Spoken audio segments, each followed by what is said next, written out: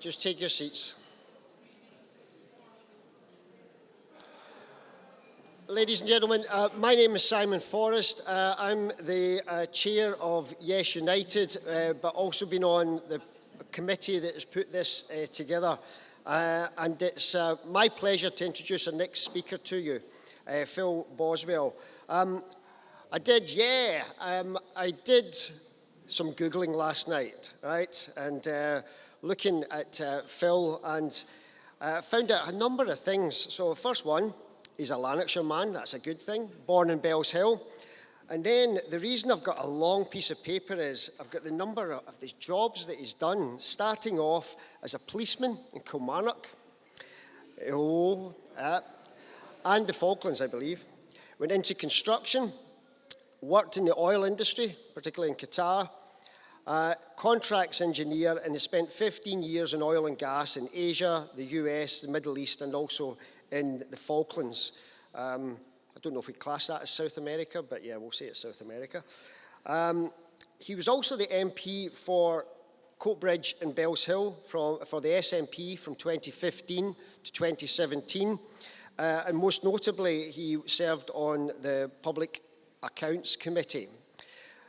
Nowadays, he's probably better known to us as part of the Famous Five, presenting and being part of the Prism podcast team through a Scottish Prism.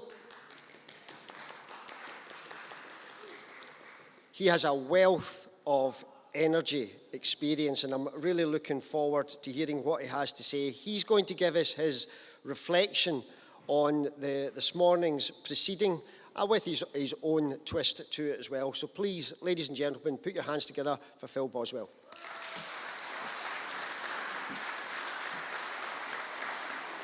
Thank you very much indeed. Most kind, overkind, some would say. Wee bit exaggerate. No, it's lovely to hear kind words said about anyone.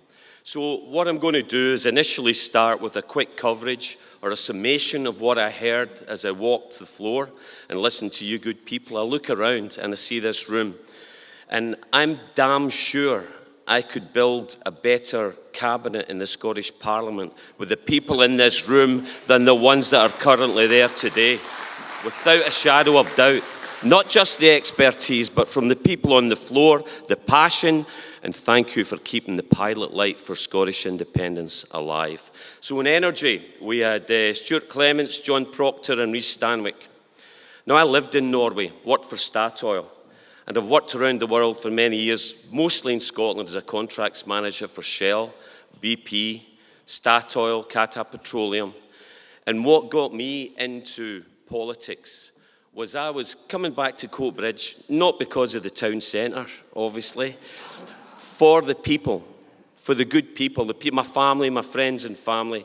And I was living in a hunting lodge in Royal Deeside, very, very posh, very nice, lovely life. And I got to the top floor at Shell and I saw where the money was going, or more importantly, I saw where it was not going.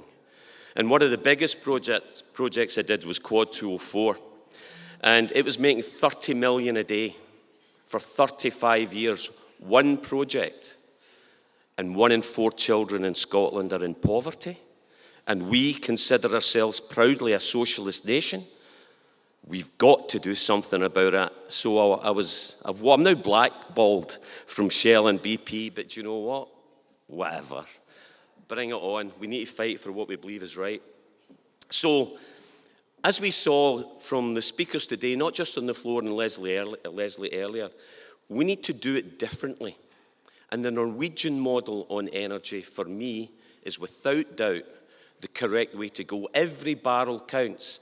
They use Inconels, they use stainless steel network systems. We should have a framework of energy, direct current over distance, so that we can harness our energy, our profit, our wealth more profitably, more economically. We have the technology, we know how to do it.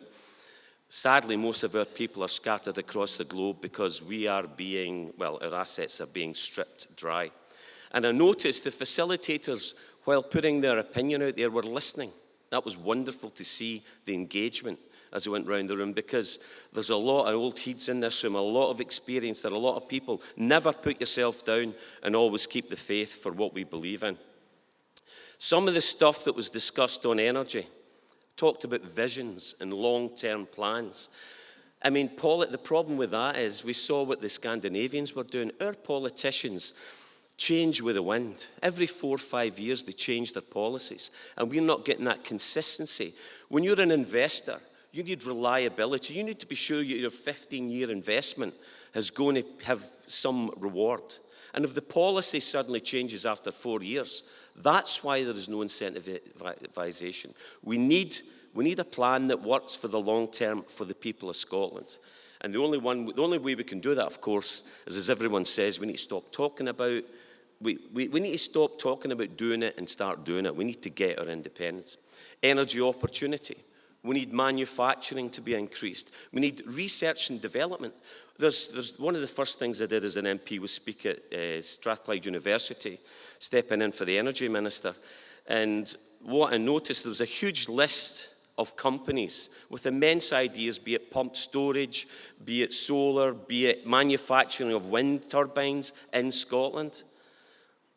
And there was nobody investing in us, our people, our ideas, and our own. Put your own house in order first before we even dare to look anywhere else. Security of supply, Black Start, we're being stripped bare. Stripped bare.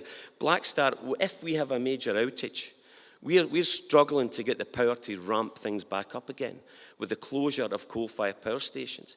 Energy affordability. Why is it the two record energy figures happen to be the price the people pay and the profits that the corporations reap? That has to change. And the only way we can change that is by taking control of our own country and our own energy policies. Decarbonisation. Rhys and I worked on the biggest carbon capture and storage facility in St Fergus, and I happened to co-author the government paper, Lowest Cost for the UK, the critical role of carbon capture and storage, with some of the greatest, I'll be honest, some of the greatest minds in the country, including Professor Stuart Hazeldine of Edinburgh University, who's the only professor of carbon capture and storage. I started my PhD with him. But when I went in to investigate it, I heard this from the floor and I was really encouraged by it.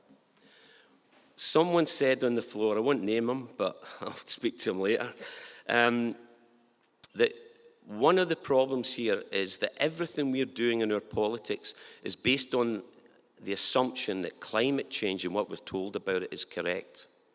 The reason I had to stop my PhD was I'm not convinced. I found stuff in there that made me think we need to establish why these companies are there. This is not a coincidence.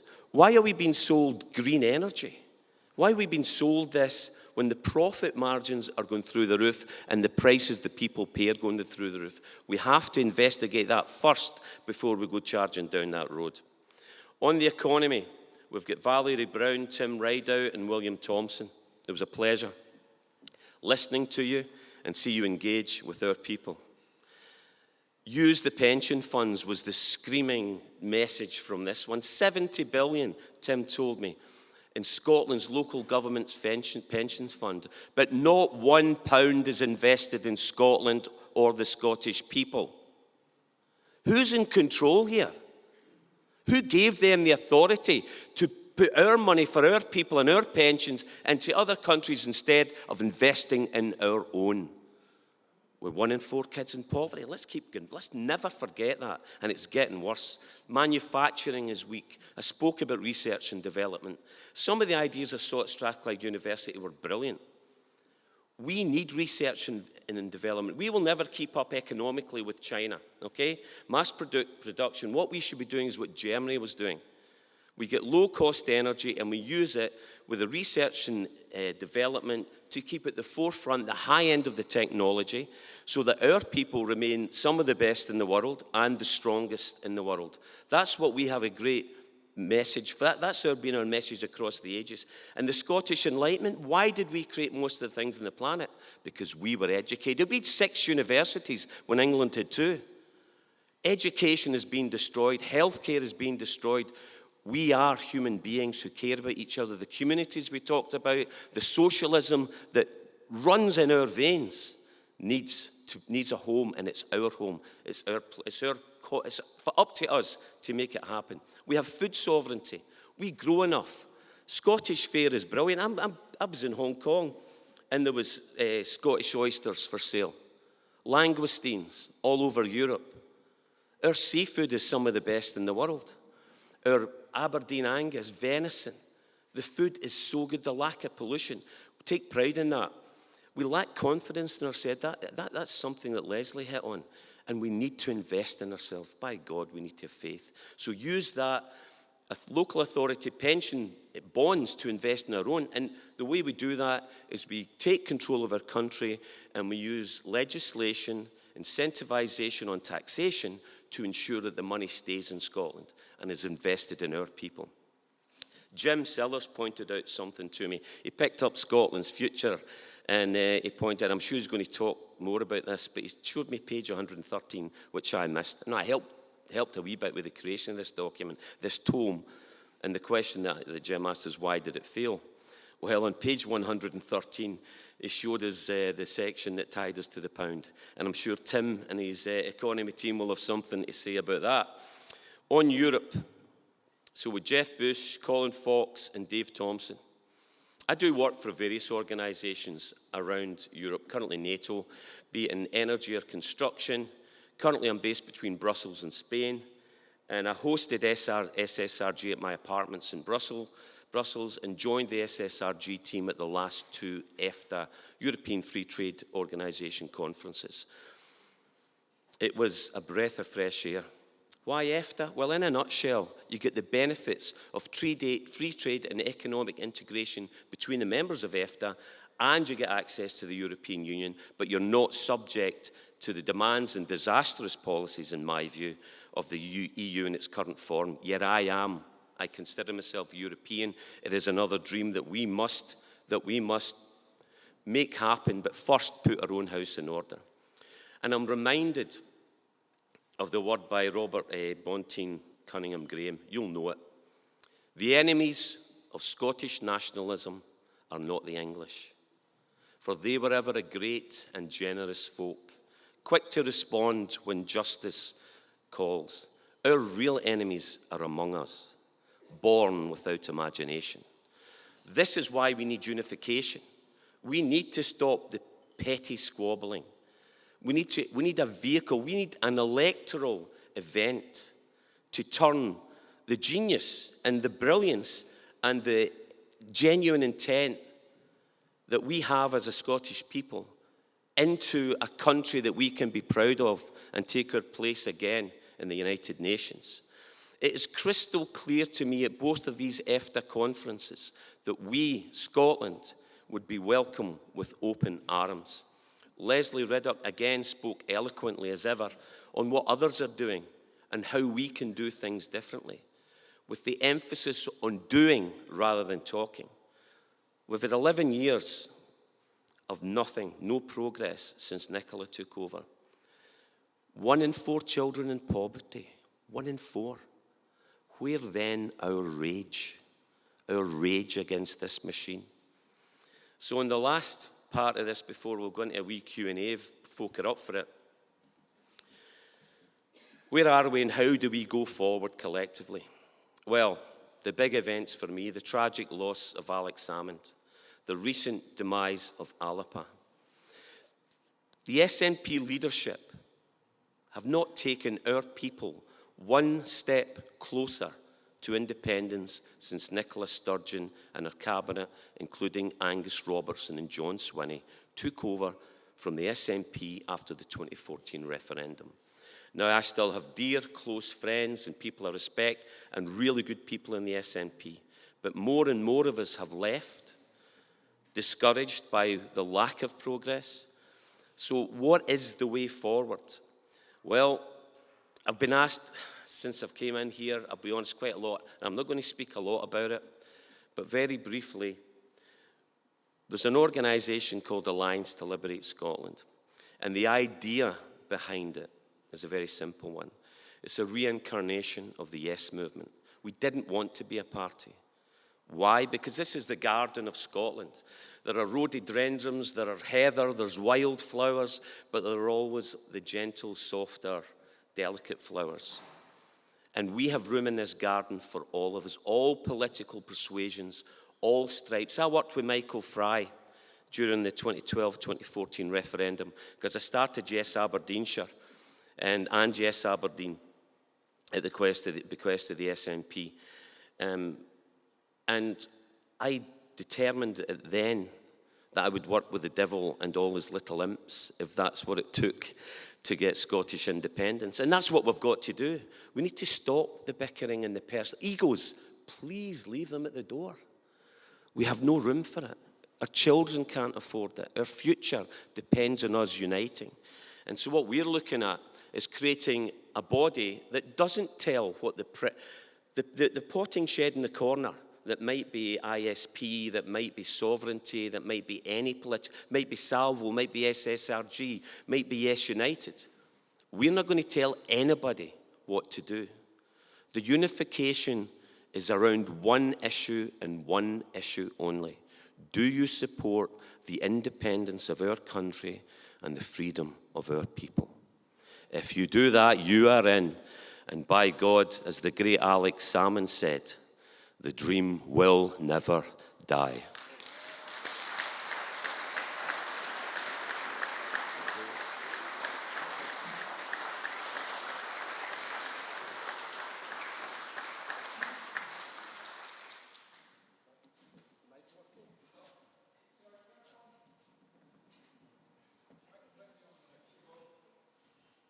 Is it working now?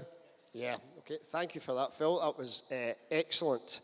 A lot in that. I think we're going to have questions for the audience. We've got some roving mics there, but a question that I have, you spoke there about energy at the start, and we see countries around us, Denmark, Norway and so on, all making a better go of their energy infrastructure, their value, their wealth.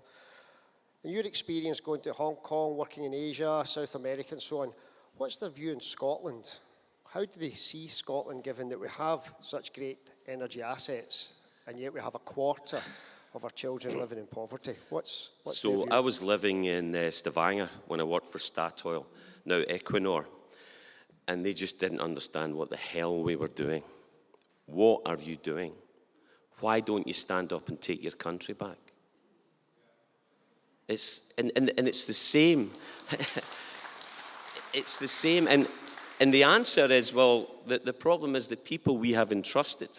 When the men in the grey suits visit you, no matter how strong you are, if you've got a family and you've got a career, many are persuaded to abandon their principles and are bought and sold for English gold. And I don't mean that, and I meant what Cunningham Graham said. I echo, obviously, that, who the hell am I to even mention him and talk about me in the same sentence as him. But the bottom line is this: the English people are definitely not our enemy. They've just got appalling taste in politicians. And we are imposed with that, and that's what the Norwegians can't understand.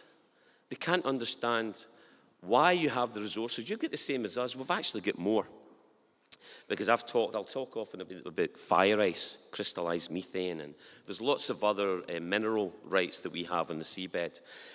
We do have, we were leading R&D, research and development. We had the highest number of technical engineers, top-end engineers around the world, and all these companies I worked for, Qatar Petroleum especially, lots of Scots were there, and all these companies, there's lots of Scots, because we developed the technology for deeper waters, higher sulfur, less benign seas, because what stops you drilling for oil is if you've got a swell of 1.2 meters or more. The technology is extremely, and I specialised in subsea umbilicals, risers and flow lines, which is pliant wave feeding of an FPSO, which is basically an oil tanker with a small refinery on top, and another tanker berths with it, downloads the oil, off it goes. So we don't need big networks, given the size of the area that Scotland has. Remember, We're 8.3% of the population, with 1/3 of the land mass, 90% of the free water area for the UKCS. We've got 97.5% of the oil, 65% of the gas. It goes on and on. 1/3 of the land area, 66% of the fish by landings. Know why they won't let us go.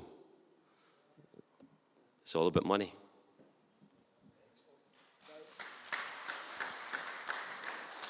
I think we've only got one roving mic, but if we have any questions for the audience, for Phil, is it Jim up the back there?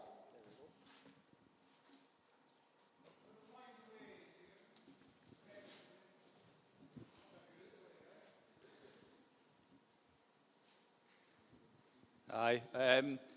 This isn't a question. I just want to pick up a couple of points that you made, Phil. One was that you mentioned... Oh, right, okay. My name is Jim Osborne. I'm a member of the Scottish Currency Group, and I am the joint author of a paper with William Thompson from Scottonomics on the Scottish Bonds Programme, and author on behalf of the Scottish Currency Group of a follow-up paper about the Community Wealth Building Act and the fiduciary duty of local government pension funds. So that's really the point I wanted to just pick up on, because you made mention of our local authority pension funds. Scotland doesn't have the benefit of an oil fund, but we do have a wealth fund hiding in plain sight, and it is those pension funds, and they currently manage assets of 75 billion. It's gone up. Virtually nothing is invested in Scotland, but if you can access a complete asset list of the Strathclyde Pension Fund, which is by far the biggest of the 11 funds, and they publish their asset list at the end of the year. You can go through that. There's no evidence whatsoever of any investments in Scotland, so that needs to change. You also used the phrase investing in ourselves. Now, that's been the theme of a series of articles I've written in the National recently, and it is also the theme of the 2 papers that have been published. We can start now. The paper on the Community Wealth Building Act and fiduciary duty of pension funds sets out a set of proposals what we can do. So I would recommend that if you haven't read it, read it, please. Young man, you have just been promoted to the Treasury Committee.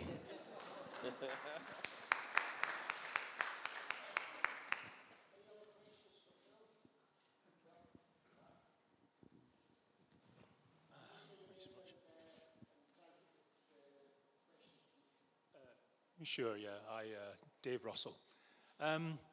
There was a recent discovery off the coast of Norway, a huge deposit of phosphates. Now, assuming that basin extends as far as our sector of the North Sea, do you see the Scottish people benefiting in any way from this great discovery? Thank you. Only if we take back control of our own country and our own destiny. That's the only way we can do it. But yes, one of the things I mentioned earlier was fire ice. And we've got maps of this. And the reason we've got maps about fire ice, and we've talked to Reese and I talked about this in the last speech we did, or talk we had. So what it is when you directional drill, which we can go 2 kilometres down and out, what crystallised methane is at big depths, low temperatures, it is in crystal form.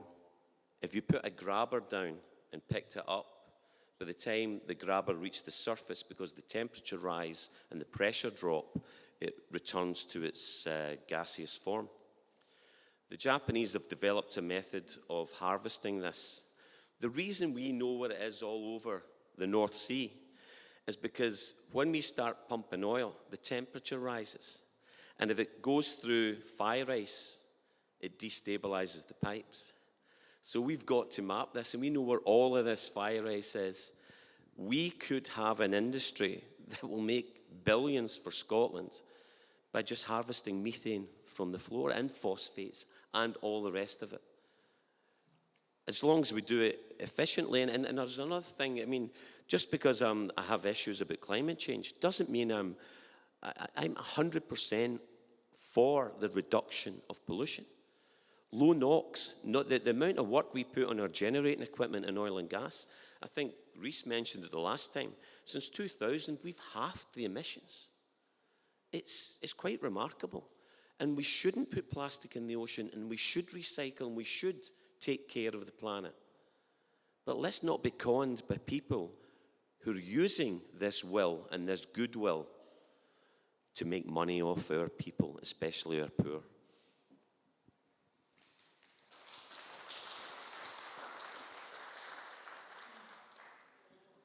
How's Scotland getting on?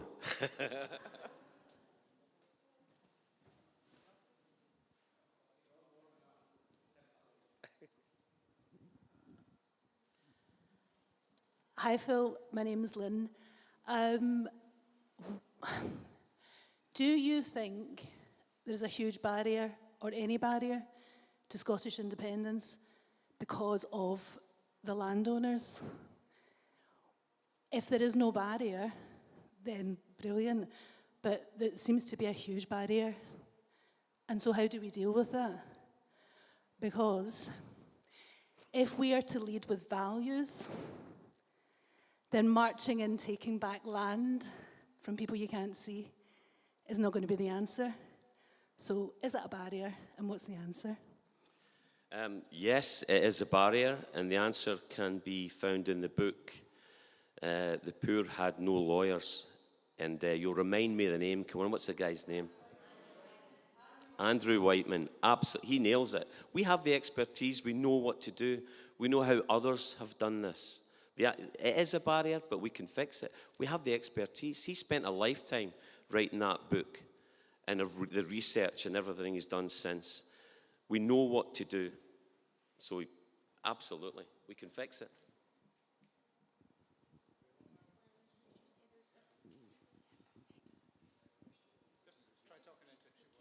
Hello, Phil. Thank you. My name is Neil Tye. Met you before. This question has reverberated many times from meetings that I've been to with Yes and other areas in Scotland, and that is the ignorance that is very, very obvious about how government will pay for this and that. What is the problem here? The problem is an understanding of macroeconomics, the way governments finance things. Now, if we're going to send this message around to Scotland, and I hope it will, we need some form of education. If we don't have education of the people who are interested in independence, they will never understand the actual facts regarding the reality of government, sovereign economy, and how they manage to finance whatever they want to do with regard to energy, for instance, etc. So I proposed many, many years ago with Alex Salmond, I discussed it with him and put a proposal to him to form an academy of education for the people. And Alex was very interested in that subject. He went away and, well, he said and he promised that he would speak to Labour Party. He never did, and nothing happened. But it still lives on with me that there's an immense amount of apathy, and ignorance causes that. And once the people understand just how a government finances itself, it opens up the door to the development of Scotland as an independent nation. If you don't have your own currency, you're not independent. Believe you me. If you want to go out and say, well, we'll use the English pound as our currency, you've locked us back in to the Treasury down in Westminster. So it's this education that's got to fundamentally happen. How are you going to do it? I've got some ideas. I've just written a book about it. And if you want to know about it, the answers are in here. There's a lot of history about Scotland as well, which I'm very interested in. And I've got nearly 1,900 years of history in here, as well as economics. And if you understand this, you will understand and you will allow the Scottish people to be educated. Excellent. I'll be interested in that. I couldn't agree more with what you're saying. Couldn't agree more. The first thing, though, is we have to get independence. And this brings us back to the Alex's philosophy, that SNP 1, ALIPA 2. People need, we all live in a bubble. We talk to each other. We bounce stuff off each other. But when you go out and you talk to different groups, they have no idea how the list system works. No clue. No clue how government works and what it does, and more importantly, what it doesn't do. So the education aspect of this for me, and this is why the Alliance to Liberate Scotland philosophy works for me, because we must not dictate to others what you believe in. There's one table that might be slightly more left-wing or right-wing, or they might have policies that are different from others, and they may be passionate about it. But we need to remember back to the Yes movement, and we need to recreate that.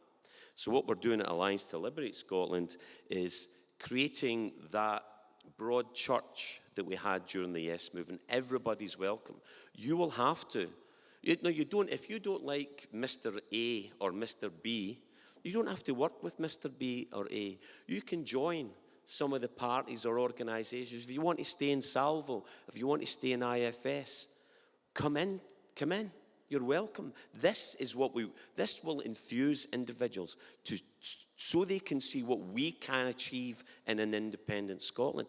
You are the visionaries, and you are the persuaders, and the 10 people you speak to and the 10 people they speak to is what it's all about. So this matters. It used to always be about chapping on doors. It used to be about chapping on doors, and it still is to a degree, and that will probably never change. But more and more social media's coming into play, which is good for some of us who are maybe not so fit for wandering about the doors as much as we used to. But one thing's for sure, we have an all-encompassing banner, and what our strategy is we feel we don't want to hurt the SNP people or members because they're our own people. But the leaders that are an obstacle, that are in our way, we're going to target them. You have done nothing in 11 years except have your snout in the trough while 1 in 4 kids live in poverty. Not acceptable. Oh, we've got a plan. Oh, there's a secret plan. Aye, right, and you just get another pay rise? You get another pay rise yet again? No, thank you. So we need to make it clear to the SNP membership, you're our friends, we want the same thing, but the people who are in the way will not be forgiven. Well, maybe they will be in the end, but they need to get out of the way first, and we need to get an independent Scotland. And so how we do that, I feel, the only way is to come together, be less petty. Let's not squabble. Let's not fight amongst ourselves. And the narcissism of small differences. It's madness. If you want Scottish independence and you believe, and that trust Leslie Riddoch talked about, she's 100% right. I look at this room and I think, do I trust the people of Scotland to deliver the kind of Scotland I want to live in? And when I look at you, it is a resounding yes.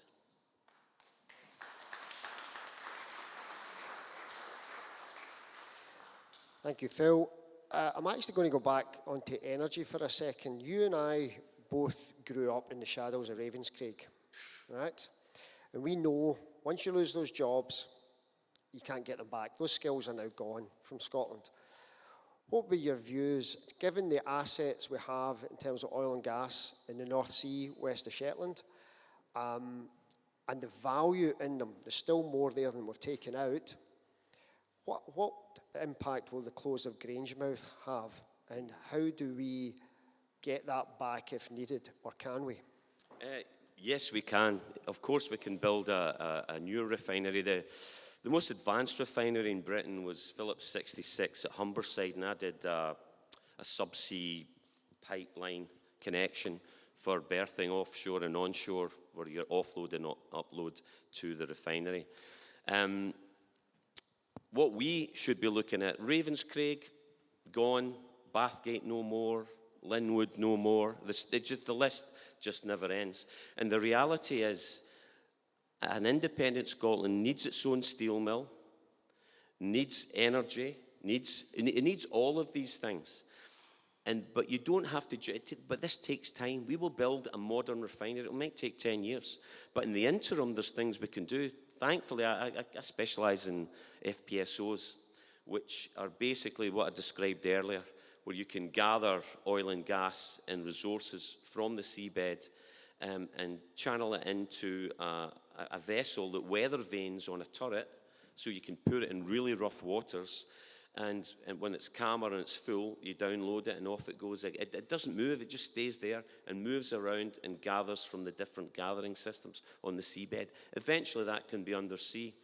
But the whole idea is you use oil and gas to build the kind of Scotland we want and get our children out of poverty, to do what Norway does. They don't, Leslie's right, they don't use their oil and gas, they sell it. And you get a sovereign wealth fund. You get a sovereign wealth fund from the people instead of all this poverty.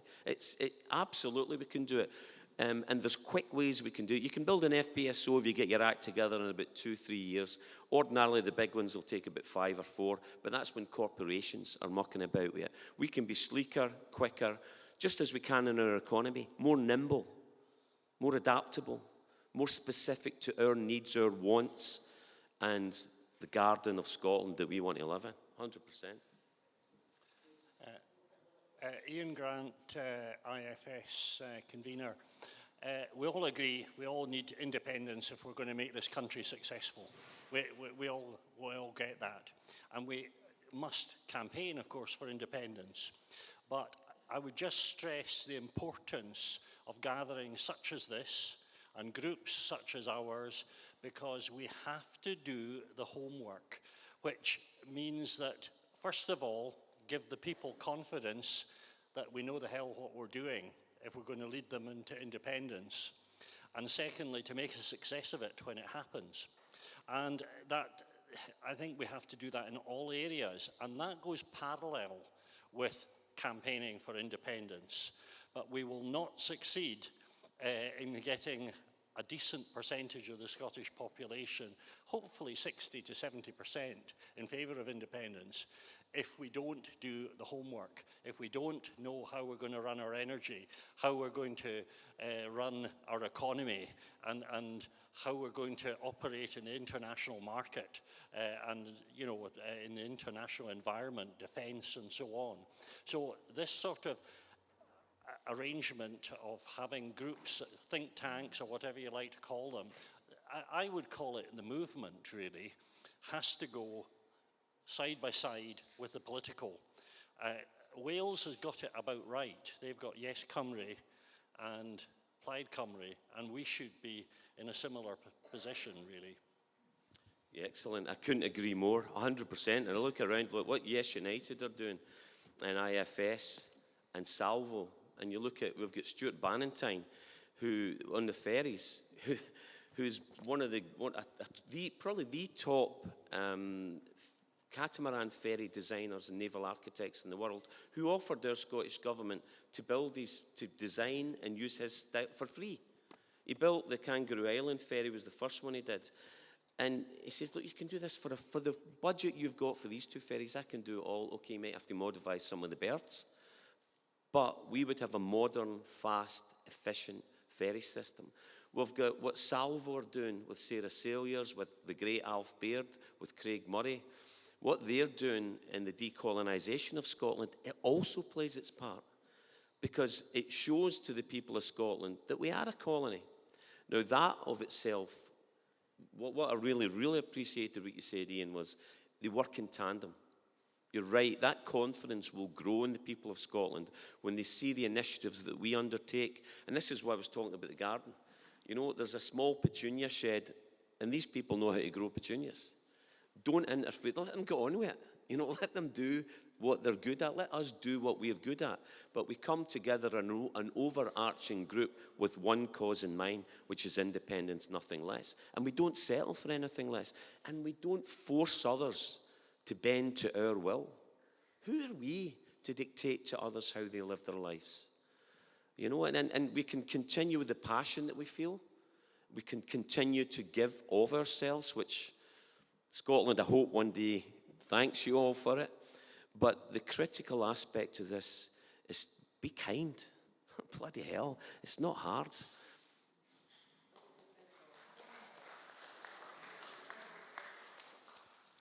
Hello, I'm Echo.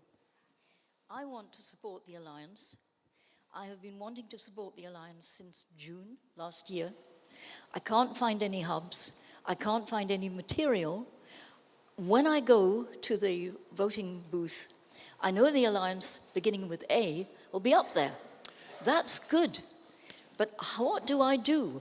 How do I get a list MSP into Holyrood for independence? Excellent question. Yes, Alliance is top of the list with the sad, and I mean this, the sad demise of Alapa, because that was the principle that Alex Salmond set out, and all we're doing is continuing with it. The leader of this Alliance, and here's the difference. Here's the difference. Hazel's here, and we have some excellent candidates. But what we're very cautious of doing is what we see in other parties. And I'm not naming names or pointing fingers, but when I say the ego needs left at the door, there's some of us caretakers or gardeners. I'm not standing. I'm whipping on this, and it sounds a bit crazy. Why do you need to whip when you've only got one policy? The answer is to make sure we only have one policy. No one gets to tell anyone else what to do, how to think. We need the broad church, and we need to welcome everybody into it and thank them for their effort. If the most horrible person on the planet that you know goes out and delivers leaflets for independence, you should thank them for it.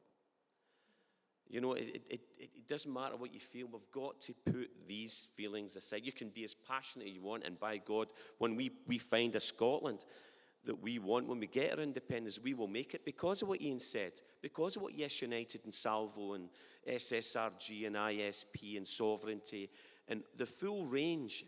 And socialism is a core to it. So I see Colin Fox and the troops are here. That's who we are. That's where we're born of.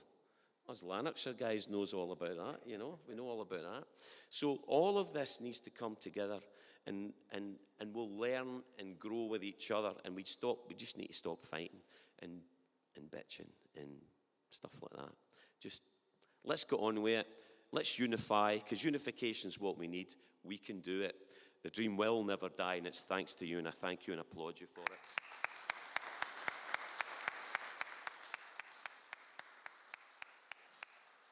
Phil, thank you very much for that. That was fantastic. Ladies and gentlemen, one more time, Phil Boswell, thank you.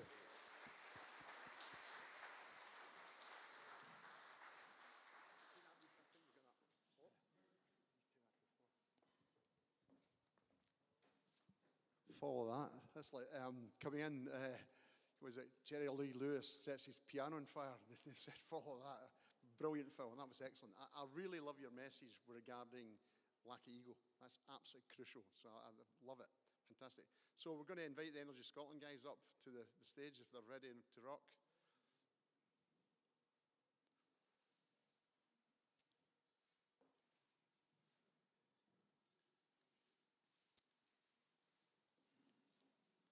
So you're going to have two John Proctors on the stage in a minute. Me and the good-looking one in a minute.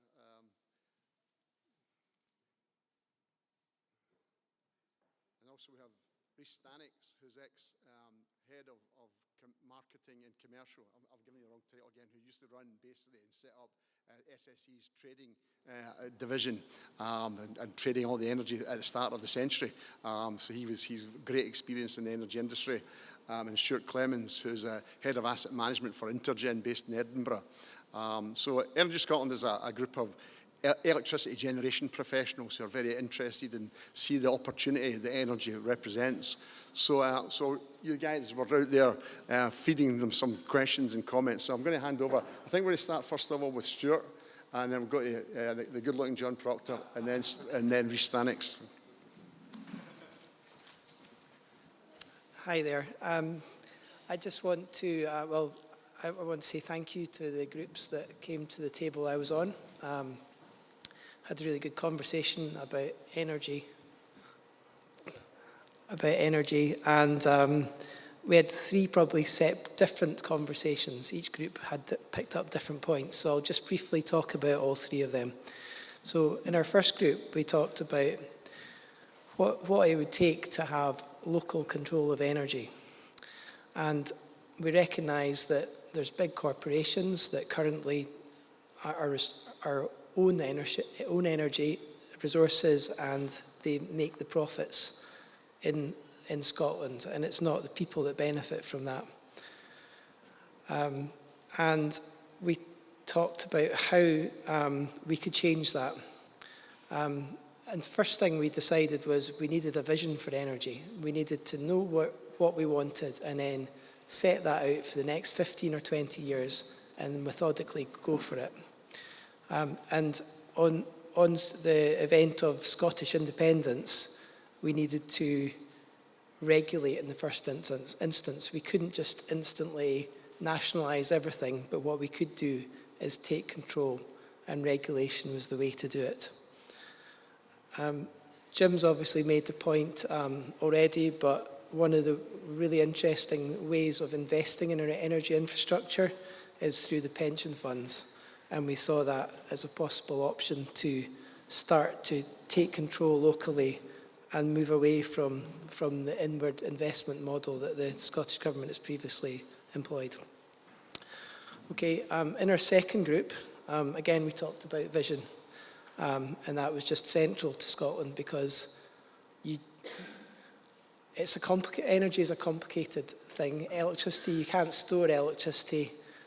It's got to be used there and then, or you store it briefly in batteries or maybe in pump storage. We recognise that large pump storage schemes is the best way to store electricity, and therefore we felt, why aren't we already doing this? We should have done it 15 years ago. But it'd probably take 10 or 15 years to build big pump storage schemes. But that's like an absolute stick-on thing that we should do as soon as possible as part of our vision and our plan for storing electricity in Scotland. Then in the third group, we talked more about a local community ownership model and about heat networks.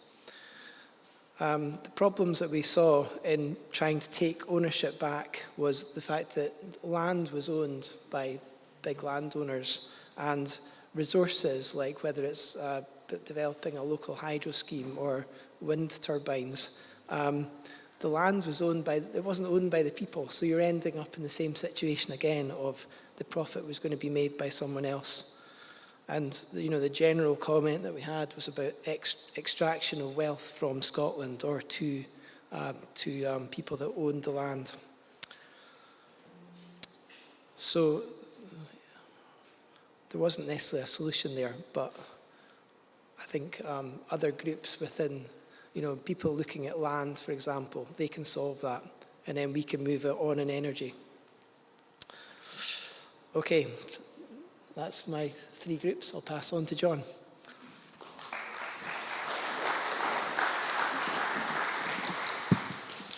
Hello. It's funny how different each group can be, even like between the three speakers and each group within it. Yeah, I've just kind of summarised all the different sticky notes we made throughout the sessions. It's kind of come on the key themes. I'll just go fire through them one at a time. So, on the affordability section, key one was public ownership, either at a national level, like in a similar way to Scottish Water has run, or at a municipality level. Next one was, key thing was decoupling the gas and electricity prices, and yeah, people are pretty passionate about that in an attempt to help everyone's household bills. Next one was removing the profit-making incentives for the companies, so that could be done through public ownership, but yeah, you don't do it with water, so why should you do it with electricity? And then, what does that say? Oh yes, I forget the guy's name.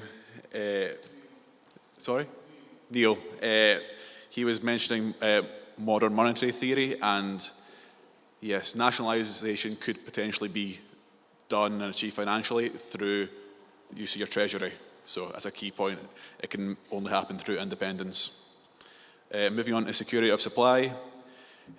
Key point was diversification of our energy sources, so not just wind, not just solar, if we have that much, but there's no bad options, just the more the merrier. Increased energy storage was also key, so pumped hydro, batteries, hydrogen, all necessary in the energy system. People also said to keep a gas reserve and also keep a small fleet of CCGTs in the event where you're running low on renewables. No energy imports and no gas imports. Use our own stuff first.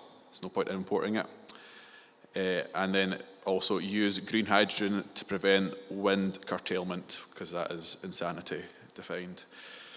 Moving on to economic aspects. Yes, key thing. Manufacturing all parts in Scotland is just a no-brainer. There's no point of sending all your cash overseas when you could just build it here and produce local jobs, and that feeds into a circular economy. That would also create quality local jobs, not menial jobs that are becoming ever-present, but that requires improved education, and that education is a key thing for all parts of a future independent Scotland. Someone had experience in the steel industry, so yeah, he said we should be using British steel at least. There's a whole range of points in that one, but he'd need to speak to it himself. Someone thought, yeah, opportunity economically for Scotland to become a world leader in hydrogen and renewables. Like Simon Forrest did a great article on the 3-act tragedy on the energy treasures that Scotland's had over time. So we had coal, but that industry's gone, but we've got nothing to show for it. Oil and gas is going, got very little to show for that, and renewables, that's here for now, and that's the future, but at the moment, we've got very little to show for that, so it's a tragedy hopefully we can avoid. So but we need to become world leaders in that, a la Scandinavia. Next thing is monetising energy exports to England, with the profits being reinvested in Scotland. Another point was low prices would attract new businesses. So if we've got low energy prices, that would be a virtuous cycle. It would reduce cost of manufacturing here. So when your manufacturer would come here, it would reduce our renewable costs. It's all feeding into the same cycle. Another point was no free ports. Someone who's got experience with them, it attracts the worst of society. So let's avoid that. And the topic of data centres came up. So the kind of consensus was to dip our toes into it, just so we're not left behind, but we don't need to go full steam ahead, because, yeah, we maybe not needing it. And then the last point of energy mix, very key point was no nuclear energy. It's too expensive and we don't need it, so it's a bit of a waste of money. Just we're quite fine without it. Thank you. Again, diversification of energy sources. No fracking. More tidal. District heating, hydrogen, either green using water or pyrolysis using gas.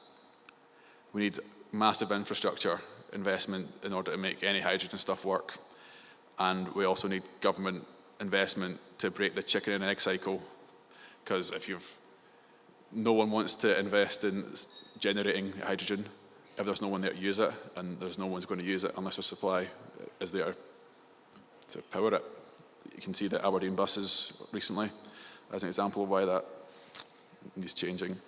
And people had the opinion of they weren't fans of carbon capture and storage, but it's kind of unproven technology. But we also had some miscellaneous points of educating and informing the populace so we can have an open and informed debate. But I think that can be applied to more than just energy. That can be applied to every topic within independence. But another point, two people had interesting points, was what does success look like?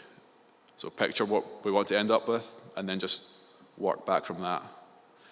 And another one, kind of opposite, is I think it's Charlie Munger was talking about inversion. So picture the worst outcome possible and how you would get there, and just do the opposite.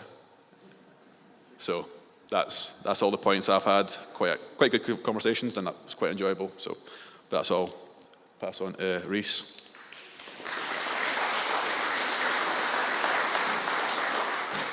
Thanks very much, John. I've got a rather less dainty set of notes. That's kind of, forgive me. So I hosted the three tables at the front here. Three fantastic sets of conversations, so thanks very much indeed for everyone in engaging so proactively. It was really, really interesting. So what I did with the three tables is set out our four kind of aspects of energy, and to get the conversation going, prompted people to say which one they thought was the most important and what we should do about it. So that's between affordability, which is price basically, cost, security of supply, economic opportunity as we called it, which is effectively Scotland's industrial strategy on the back of it, and decarbonisation. And quite interestingly, perhaps not surprisingly, because I think a national poll around Scotland raised the same 2 points, affordability and security of supply were pretty much evenly top priority. So some people had one and some people had the other roughly evenly. I'm not too surprised by that. A lot of the debate centred on industrial strategy, and I'll come through some of the really interesting points that were raised. And decarbonisation wasn't mentioned at all. In fact, in a lot of occasions, it was only mentioned when we said we only had 5 minutes to go and I hadn't written anything on it. So I had to say, oh, hang on, we need to talk about that. And that's kind of interesting because everybody's supporting it, but doesn't see it as being the top priority, which is kind of an interesting paradox. So on to, okay, what do we do about it? Affordability, Phil mentioned poverty, that's related to it. Our industrial strategy is related to it. We have some of the highest industrial prices in the known world. What can we do? And the first one that was raised by quite a few people, and it just shows there's obviously a very high level of education about energy in the room, which is great, is this linkage with the price of gas. So what's happening at the moment is the price of gas is going up and up and up. Bills are going to go up and up and up, but actually only about 20% of our energy is gas. So if we're paying 100% of our bill going up because of gas, where's the money going? And the short answer is a lot of that, of course, is sticking to the energy companies. And a chunk of the rest is coming to the government, which may or may not come back to us.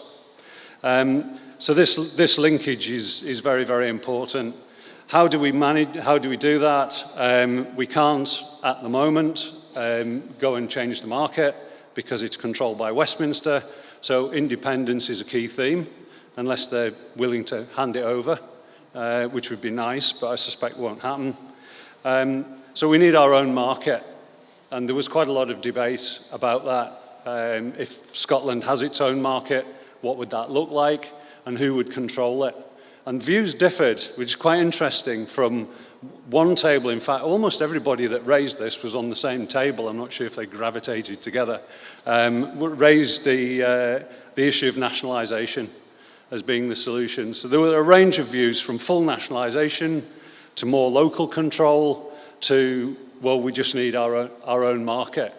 And that's enough. And how do we do that? Do we just stick a couple of meters on the way to England and charge them for it? And maybe it is that simple. But we do need our own market. We do need our own pricing. And we need lower prices. Everybody agrees on that.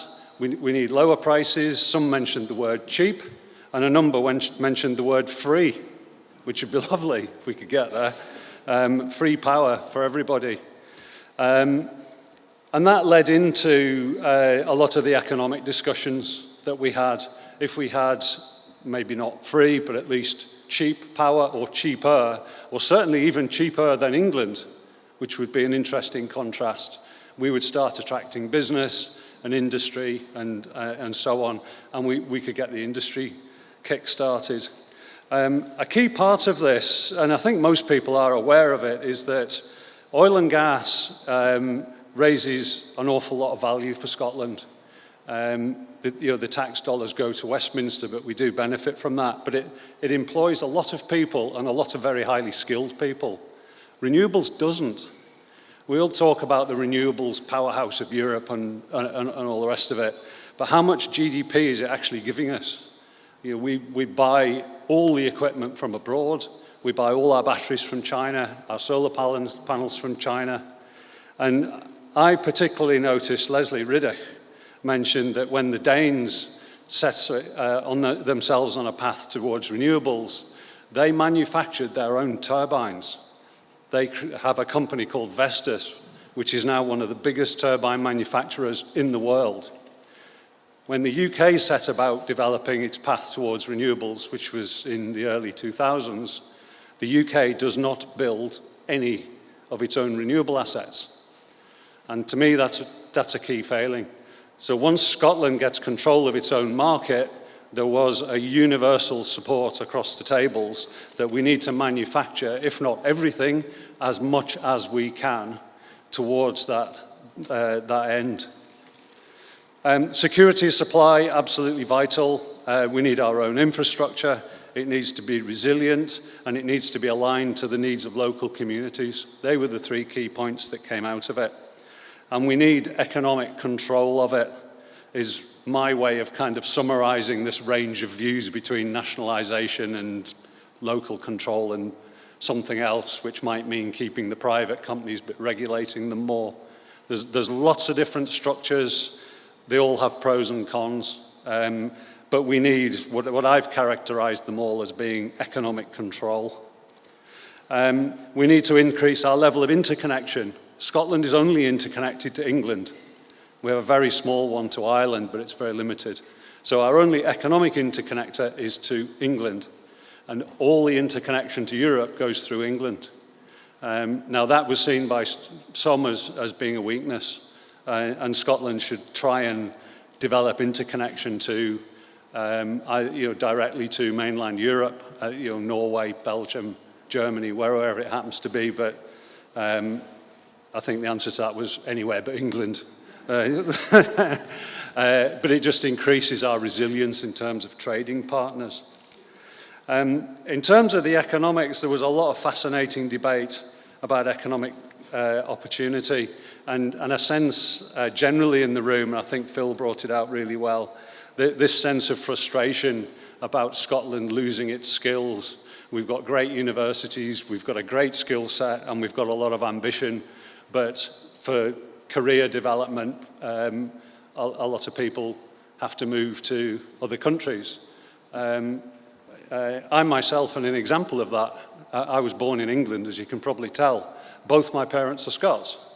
They both left Scotland for reasons of work and met and had me in England. And then I was a victim of Thatcher's North and came back to Scotland. And I would never go back to England. I don't want to. And I've got 3 kids, and I want my 3 kids to work and prosper in Scotland.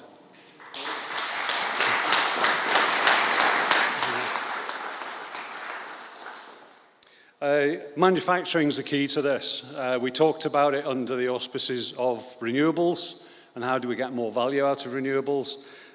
We need to, whatever path we go down, whether it's green or oil and gas or whatever it happens to be, we have to, as a matter of policy, manufacture ourselves as much as possible and keep that captured. There is a discussion about, Westminster, this, that and the other.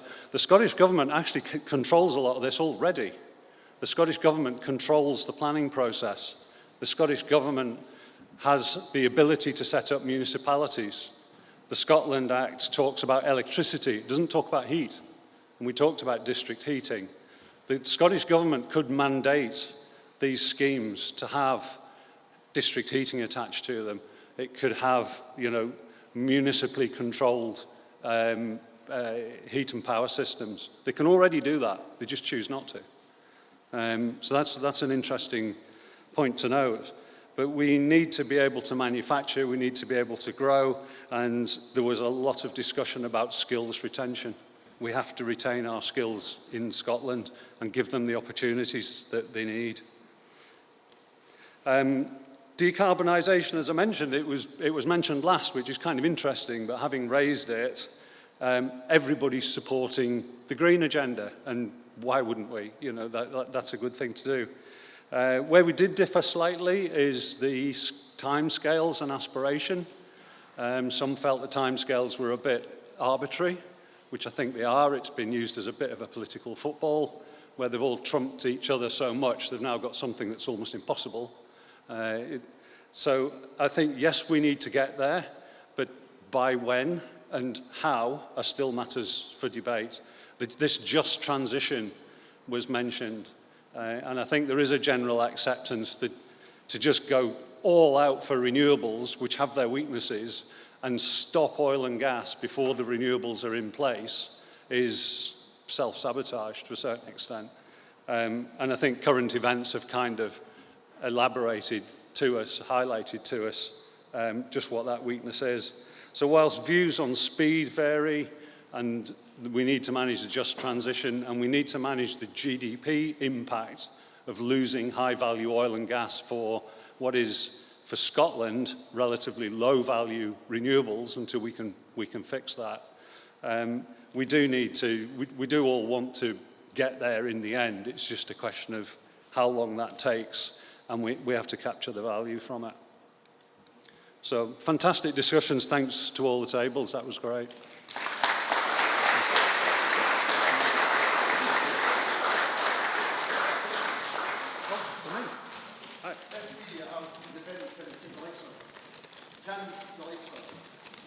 At the moment, yes, of course we can.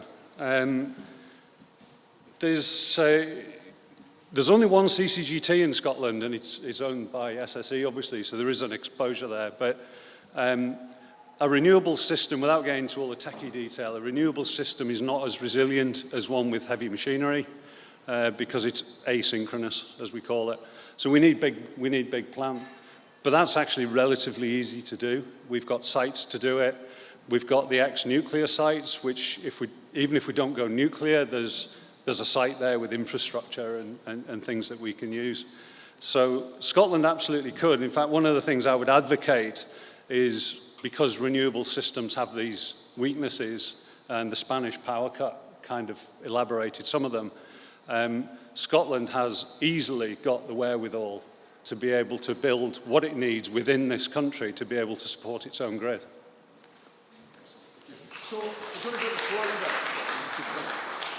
So we're going to go to the floor to see if there's any questions, but yeah, thank you for the readout there, guys. So any specific questions emerge? And someone at the back of the room there? Oh, yeah. I've seen the front, but also the back. Who's at the back? Sorry. Yep, coming. Right here. What's your name? What's your name? Sorry, buddy. George Brown. Thanks, George. What would it take to get the sort of level site at Cockenzie, where it was once a power station, back up and running to either import or export our energy or anything at all that comes from Scotland, especially when we can get access to cheaper energy from nearby wind farms if we start using them. It's sitting there empty, and some of the small ferries could be adapted to use that to access Europe.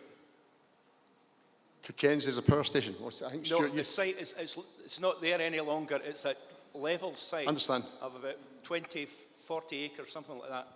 And it's if the Rosyth ferry left from there, oh, got you.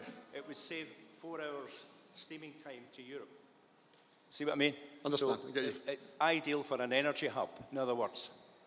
Again, I think all these things are absolutely possible and easier if we have our own independence. But there's so many opportunities, and we don't come up with a one-size-fits-all. So the energy mix is a mix. But I think, as one of the points was made there, is we within Energy Scotland, we take a view that there is no requirement for nuclear, for example. And we think that's an absolute trap that's being set. And we don't understand why the SNP are not really banging the drum on that, because it's an absolute ideal opportunity. People in Scotland don't want it. We don't need it. It costs an absolute fortune. So why are the SNP not leading with that as a thing, as a differentiator between themselves and the unionist parties? But anyway, I'm going to, and there's other questions, sorry. Yeah, I've got Derek Kerr. Just a quick question about the free energy and how to facilitate that. I'm a member of lots of various different groups here, so representing lots of different faces here. But question is, if you were to offer energy for free, would it be possible to do that and facilitate it by, I mean, you've got to get some of the wealth back into the pockets of the people. And could that be done through giving the energy to big companies wanting to set up here for free, but taxing them slightly higher, but not so high that we chase them away with the tax, but low enough that there's plenty incentive for them to be there? Would there be any barrier to doing something like that so that we do get the free energy and the taxation does put the money back into the people's pockets and, well, people benefit from the free energy? So this is my view personally, right, that everyone in the Energy Scotland has a slightly separate view. I was asked when I was first invited to get involved, how would you do this? And I said, well, what's your time frame you're asking me? Are you asking me, what's the starting point? Are you starting off from where we are with the privatised model that Thatcher has left us with, or are you talking about the future state? And the answer was, start off from where you are just now. So where we are just now is we have an energy market that is not, there was an opportunity for Labour to reform the energy market and they flunked it because they're in hock to the big 6 energy companies.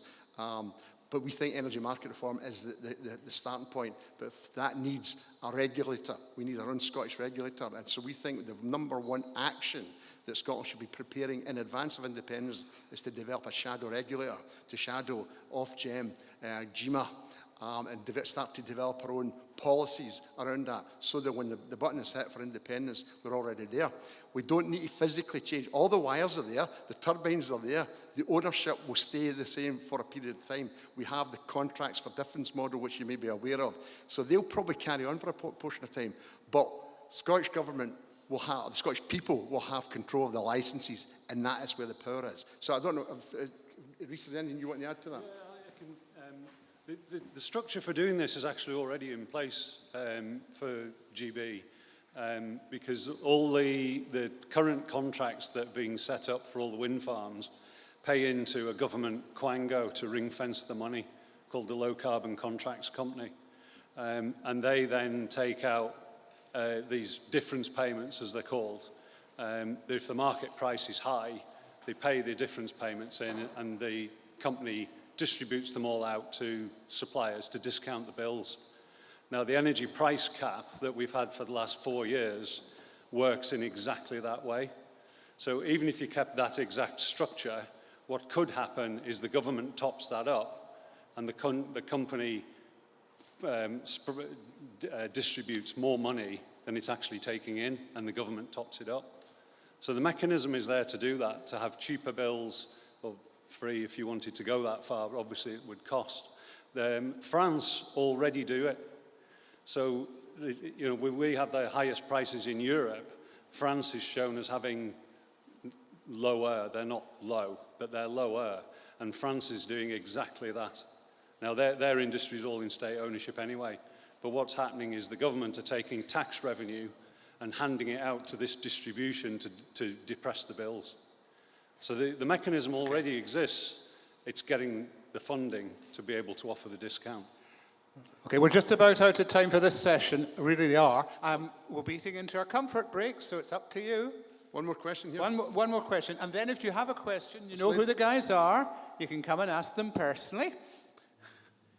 Our taskmaster today, sorry. Hi, I'm B. Macbeth from Yes Musselburgh. For each of the topics covered, I wanted to discuss what we can do here in Scotland just now with existing powers to improve the life and wealth of Scotland. For example, energy is reserved to Westminster, but planning is not. What are the main areas in which we could be more creative with existing powers? I'll let other guys quickly come in with an answer, but for me, a very quick one is we should really be going full gun on municipal and community energy. It's an absolute no-brainer.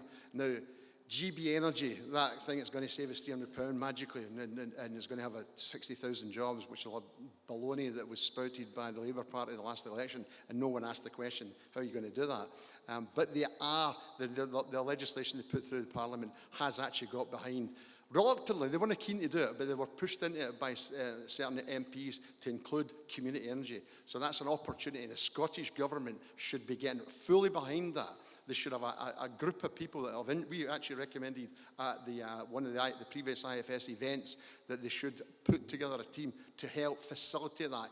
Engineers, people who help site the wind turbines or whatever it may be, and help the communities take that. That's an absolute no-brainer for me. Anybody want to add anything to that, or I've covered it? Okay. So listen, I'm conscious of time. It's a great discussion, and thank you. The input. I managed to hear some of the things that were going around, and I think it's a great discussion. So thank you very much for your kind patience and your input. More to follow on this. Thanks. A big hand for the energy guys. Well done.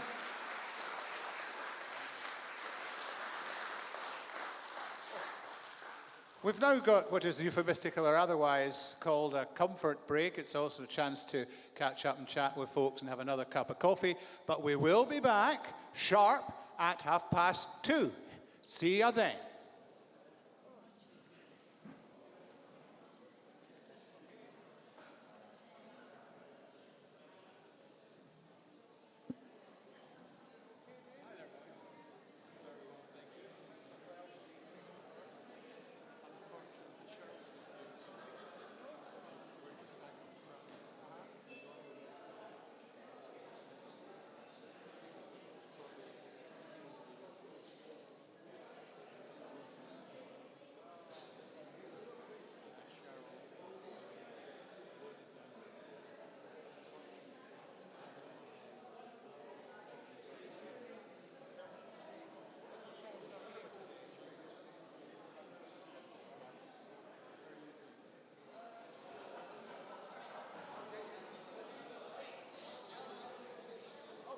Oops. All right. Obviously, there's no tea and coffee at the moment. We'll just sort that one out. Have the comfort break first.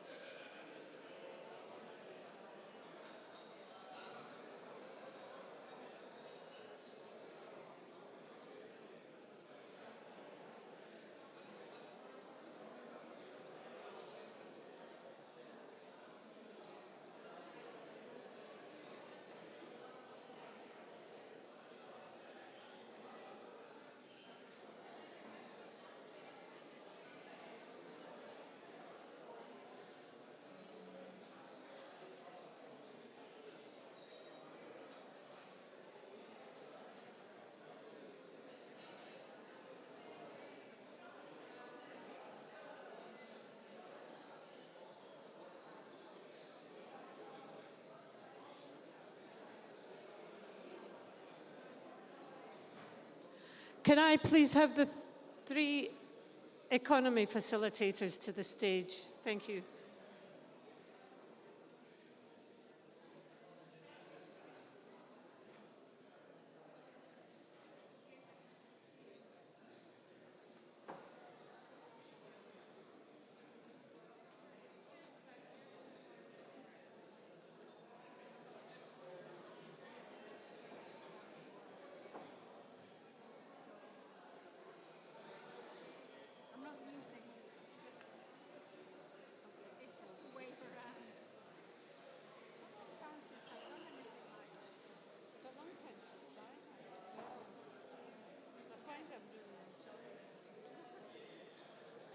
But then I'm doing the organising rather than the speaking.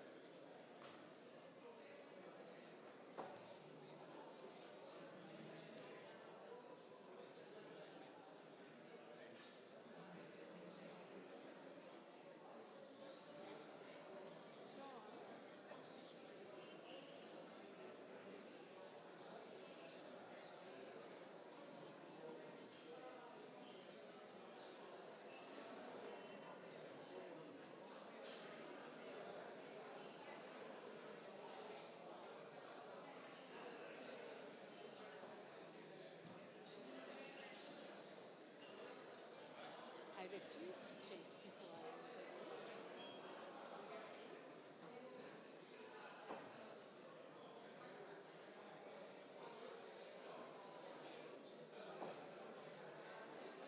room. Okay, it's 2:30 now, so with respect for William Dogood, we're going to start again on time.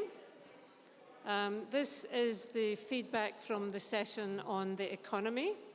And we have three facilitators. We have Valerie Brown, who's Scottish Currency Group. We have Tim Rideout, who's also Scottish Currency Group. And we have William Thompson, who is Scotonomics and that fabulous economics festival that's coming up in Edinburgh next weekend. So the format for this session is each of the facilitators is going to give a short summary of the feedback from the discussions at their table, and then there will be questions from the audience. So if you could please settle down for the speakers to start, and I'll invite Valerie Brown to go first.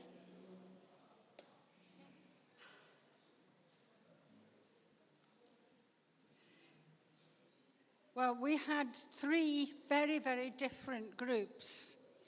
Each was different in its own way.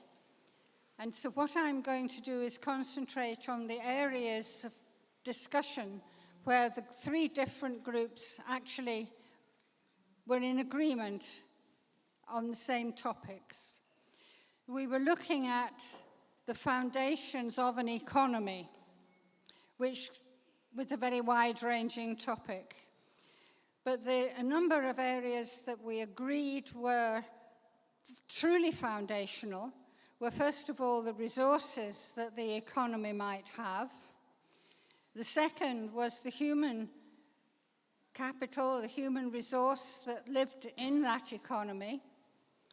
The third was the infrastructure, or the capital infrastructure, across the country, across the land. And finally, the inventiveness, the initiative, the ideas that the people had to use those other resources.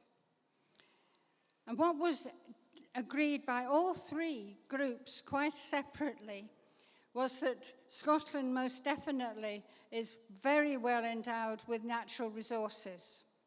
Equally, they all agreed that largely Scottish resources are being extracted with little benefit to Scotland. What was surprising was the use of the word extractive in terms of population, the labour force.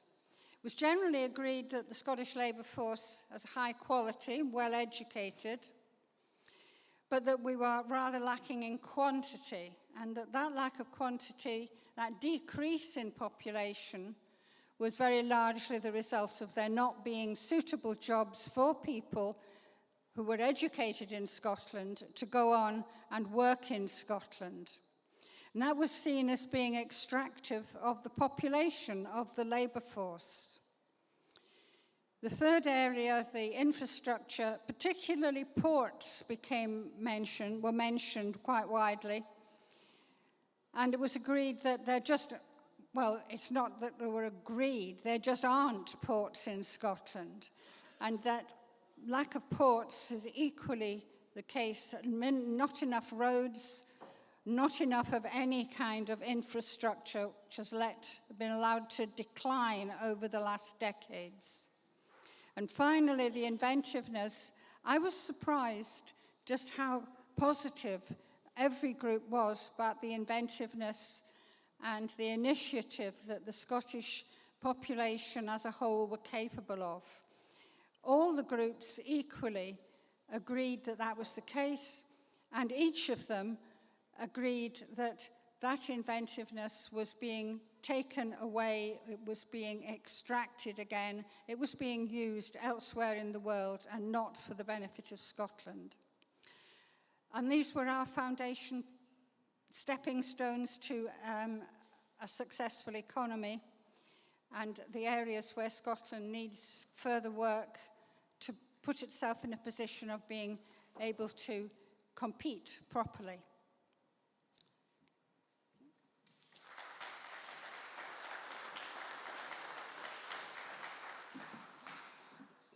Well, I had a lot of issues raised across the three different groups. We considered basically where the Scottish economy is at the moment in terms of what we're quite good at, what strengths are, what the weaknesses are. So quite good in things like agriculture, self-sufficient in food. Tourism, obviously quite important, but has issues. Too much low-paid jobs, some over-tourism in some areas. There are some issues that need to be considered, such as fish farming, which can be problematic. But we have a great weakness at the moment in mostly in manufacturing and to some extent the service sector, where the financial side of things has been rather hollowed out over the last 20 years. But there's quite a lot you can build on. But there are particular areas that would, once we become independent, that people felt that needed to be addressed. Want to close down Airbnb completely. It's one suggestion. We need to have some sort of development plan for fixing the gaps in the economy, particularly, if we're going to have a big council house building program, we need to make the components, need bricks, timber, bathroom cabinets, whatever. It all needs to be produced locally and not imported from England. We need a complete reform of the tax and welfare system as well in order to push the economy in the right direction. So I think a good starting point, but quite a lot of issues, and it does need to recognise that that has to be driven by the state. So it's not going to be solved by the private sector.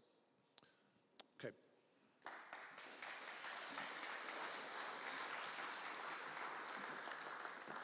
I think I'll have to do this, yes. Someone pointed out and asked me why I used all the Union Jack colours on our... And then I realised my flyer for my festival in Leith is also red, white and blue. So I apologise for that. We had a really interesting conversation at our table. I arrived a little bit late because I was stuck on the fantastic rail replacement, so apologies and thanks to Ian who filled in for me. What I wanted to do in our session was to look at the macro issues that we have to address when Scotland becomes independent again. And the other tables focused a little bit more on the policy. So I wanted to step away, and we spoke about the type of economy we have now, and how do we get to the type of economy we end up with. And I asked everyone at the table, and the end table, everyone was aware of the concept of a well-being economy. It seems to be one of the things that kind of is a glue that defines us together. I asked the table, where are we now in terms of a well-being economy, with 1 being nowhere near and 10 being almost there. Only one person gave it more than a 4, and he said we're 5, so we're almost there. Everyone else in our group said we're at 1, 2 or 3, which means nowhere near. And the challenging question I asked them was, if we became independent tomorrow, where would we be? How closer to a well-being economy would we be? Because what I want to try and do is to say to people that independence is a way to get there, but we need to think about the institutions that are being created now and the institutions that will be created on day 1 of independence. And we need to start thinking about that now. So there's a lot of good work happening at the moment about envisaging what that is. But if we want an economy that's very different from what we have now, we really need to focus on all of the institutions, all the values, how we measure our economy, what we aim for if we want to get there. Independence is certainly fundamental to that, but we need to make sure that we restructure the whole economic system if we want to have a well-being economy. And it was quite interesting that I would say there was a fair agreement on our table around that. The next question I asked was, what powers does the Scottish Government have now? And 2 specific questions I asked, and I'd like you all to think about that if you weren't on the table. In your head, in your mind, what powers does the Scottish Government have now to grow the economy? Okay, so just take a few seconds to think about that. A little bit, a lot, none. And then the next question I asked was, what power do they have to redistribute the wealth that's already here in Scotland? And again, think about that. And then I just said, as a movement, we need to think about what we say to our leaders, our elected representatives now. What should they be focusing on? Do they have the power to grow the economy if you think that's what we need to do, or do they have the power to redistribute? Because we need to have those conversations and that understanding of the power of a currency-limited government like in Holyrood. What can they do now? And as we've heard from the energy group and also from my other 2 colleagues here, they do have a lot of capacity to do stuff, but we have to make sure that we're challenging them in the right areas. And then the final thing I wanted to add was, there was a gentleman said to me, can you please, when you're on stage, talk about the lack of macroeconomic understanding within Holyrood? So I'm going to do that, and it's very high. The lack of understanding about how our economy really works. And it's exceptionally complicated to really understand how the economy, but there's very little awareness. The person who understands this best in Parliament is Ross Greer from the Green Party. Very few other people understand it, so I'd like to come around. And I have to say one final thing, and this is to Phil, because you said it's great to have people you don't agree with in the movement. There's never been a scientific issue that more scientists have agreed on than climate change. Okay. And I'm an ecological economist. I have a master's in the green economy. I earn a lot less than someone who works for an oil and gas company. I can assure you that. Thank you.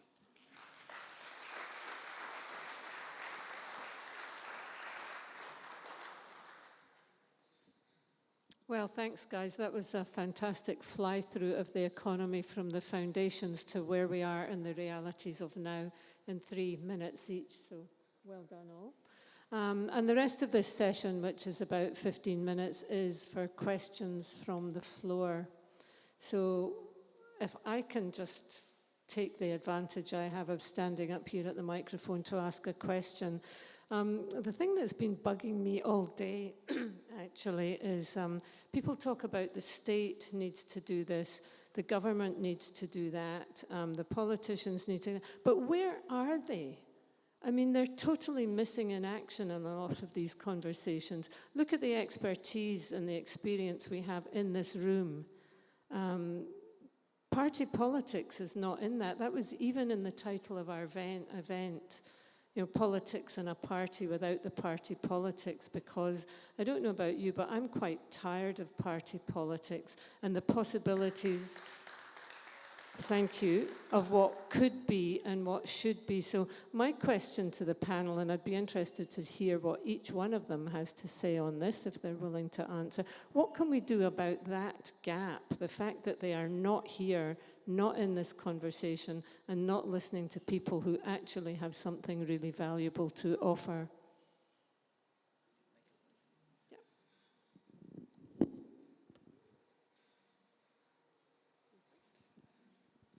I speak quite regularly with quite a few politicians, and I speak regularly with civil servants, but I've never once met a special advisor.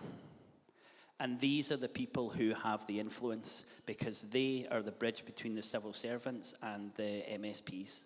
And I will have an MSP saying, I understand, I can see where you're coming from. I'll have a civil servant who says, we're just being directed from what the ministers are telling us.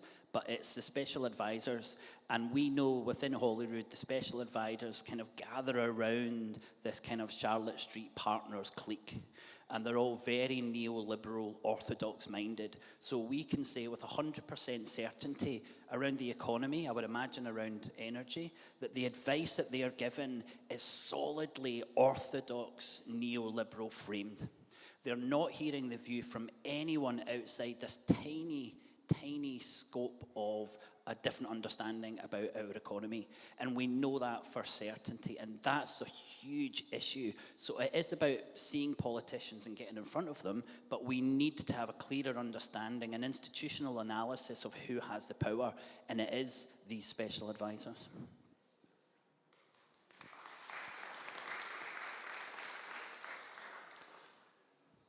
I think it's a process, and it's not always been like that. You know, if you looked at the post-war governments in Britain, 1950s, 1960s, you know, they were very different in what they thought they could do, what they thought they should do, compared to what they are now. But you know, where we are at the moment with neoliberalism, you know, that sort of takeover started in the 1940s. They set up think tanks. They started a long campaign to influence politicians. It wasn't until the 1980s, so that's like 30 years, that came to fruition. So we're going to have to do the same thing. You have to, you know, events like this, but eventually it will filter through to the political level. And you know, you might have issues with party politics, but you know, as somebody said to me yesterday, in fact, Robin McAlpine, you know, the party political system is absolutely terrible, but there isn't anything better. So, you know, you're going to have to live with it and work with it and influence it. I'd just like to add one thing, and that is, looking back when I was first studying and then teaching economics, the conventional wisdom was entirely Keynesian. It's not any longer, but it could go back to getting rid of neoliberalism just as quickly as the orthodoxy of the 70s was got rid of. It took from 73, I reckon, round about 73, people started questioning seriously. And by 79, when Maggie Thatcher first won an election, the deed was essentially done. So that took 6 years. We can get rid of neoliberalism in no longer than that, I'm quite sure.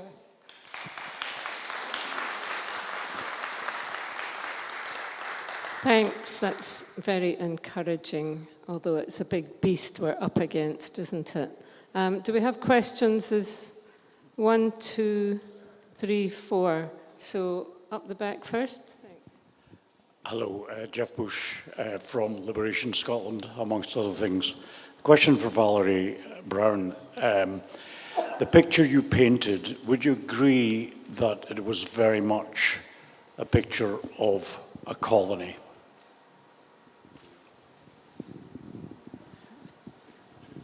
A picture of what?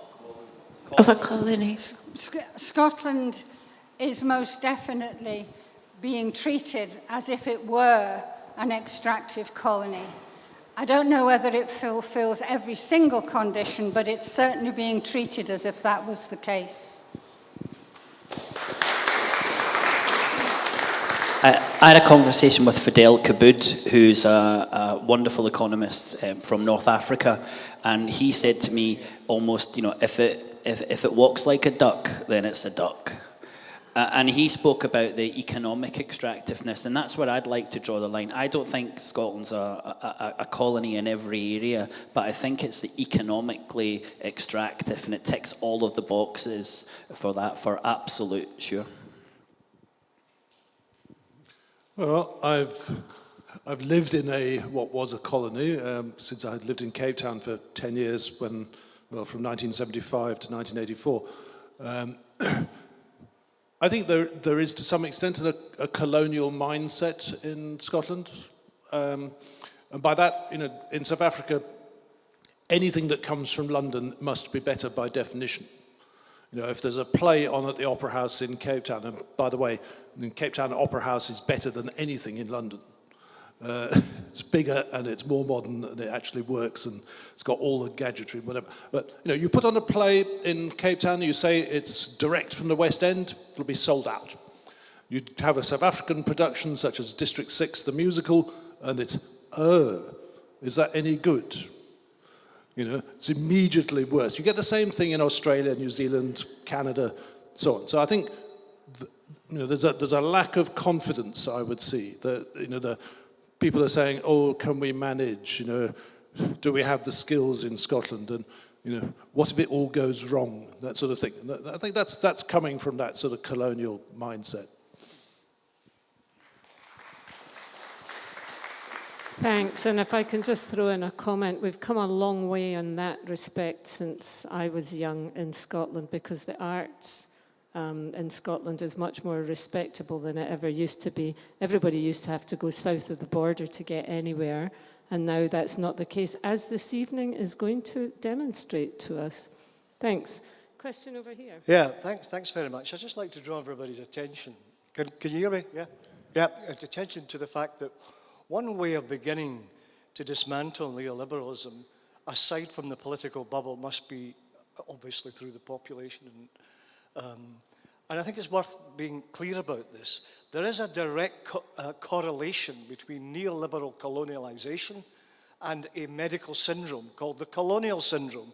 And that involves diabetes, obesity, increased suicide rates, and record numbers of suicidal and death of despair-related activities, including our gold medal for intravenous drug deaths. Now, you only need to cast your mind to consider the plight of the American Indians and the Aboriginals and what happened to their population. And maybe people think that's a bit sensationalist and a bit out there. But this is a demographic reality of living in a colonial and neoliberal environment. Basically, medical illness and premature death and disability. So I think that's one way we can speak to the people and the politicians, hopefully, or the would-be politicians. Thank you very much. I agree completely with that, and I'd like to add that during the austerity period of around about 2010 to 2019, there was 300,000 deaths in the UK that were related to austerity policies, and they were all worse in the areas of social deprivation. And there's a term for this called social murder, and that's what it is. And I think it's more, coming from a class perspective, it is more about class, but in a colony, the locals tend to be in the lowest class, so there's a real cut over there, but it really does impact people's lives directly with this attitude of a central state.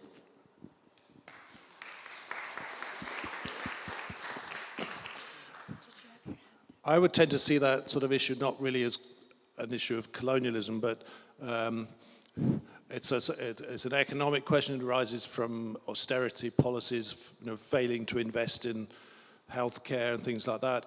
but there's a failure of regulation. You know, the idea that you just have to, you know, the market knows best and the state mustn't interfere. So, well, sometimes the state must interfere, and you know, the industrial hyper-processed food, for example, is a major issue. You know, the stuff is designed to be addictive, and it's very bad for you. So that then needs the state to intervene, tax it, regulate it, not allow it. And it's a matter of education as well. You know, the people need to know what is good for them and what isn't good for them and why. So, you know, there's a combination of factors, I think.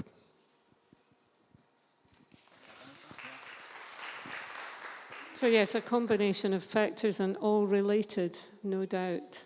But in colonies, whether Scotland meets all the criteria or not, I don't think that matters.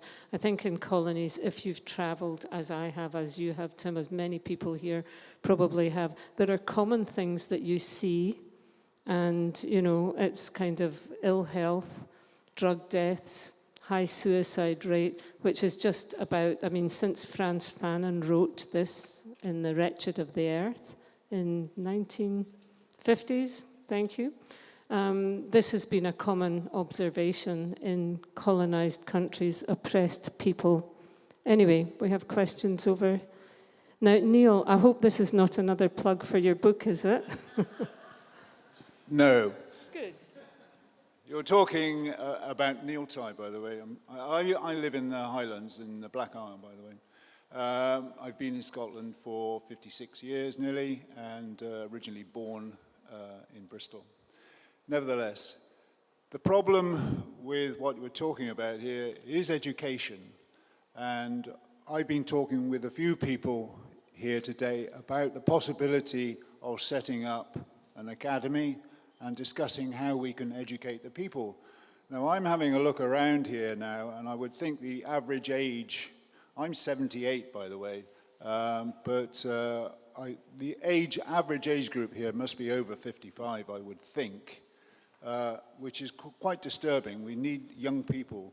We need to educate young people, and we need an educational system within this group, or a group which is part of the Yes United or whatever, but it's got to come together for everybody, not just United. We have to try and get people educated. Now, I was talking to Simon Forrest just a few minutes ago, and there's discussion going around now that we're going to have something happening later on in the spring, which would be the start of an academy, and also in the autumn having a similar academy going on, and how we're going to actually programme the work for the Scottish people. But we must start education. If we don't start education, we're just going to be talking about this for the next 10 years. Neil, can I suggest that you take the lead on that?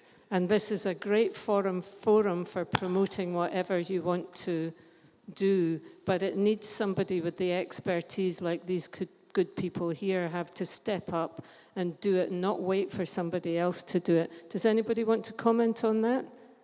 We're running a bit short on time, so Jim, I think you're next, and then one last question over there, so can we keep it brief? No, Jim's first. Sorry, we know each other by name. Same audience. Hi, Jim Osborne again. I just want to come back and respond to this question about how do we influence Scottish ministers. Well, I'm going to give a big shout out for myself and William Thompson. William has been encouraging people to write to their MSPs to support the proposition in our joint paper on the Scottish Bond Programme. And I have also sent a copy of the subsequent paper on community wealth building and the fiduciary duty of local government pension funds to every single SNP MSP, every single Green MSP, and the 3 pro-independent MSPs. So this is where we're trying to put some pressure on. We are getting some feedback. So I'd encourage everybody to take up William's proposal and write to your MSP. He's published a template you can use to do that. Yeah, and I really appreciated the stock response I got from my MSP, but I did pass it on, as I'm sure other people in this room probably did as well. And that is a great thing, because it makes it easy for people to take action. Just to say, you know, speaking to MSPs, they do notice what comes into their email, into their email inbox, and I think it's really easy for us to kind of you know, put our hands up in the air and say, "Oh, damn you! If you only would do something." But actually, if you tell them what it is you've got a problem with and that you want them to do something, you'll at least hear back from them.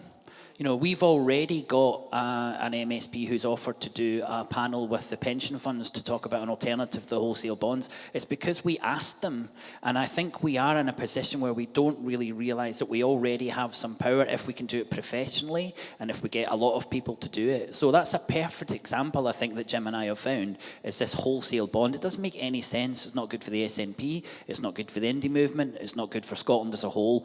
Read about it. Contact your MSP and see if they get back to you. But there's 50 new MSPs joining in Holyrood. That's what they reckon, 50 new, like a third of the chamber, I think, who are all new. These people want to support and help people who are contacting them. So, you know, turn that leaf and get back to your MSP about certain things. That's my advice, anyway.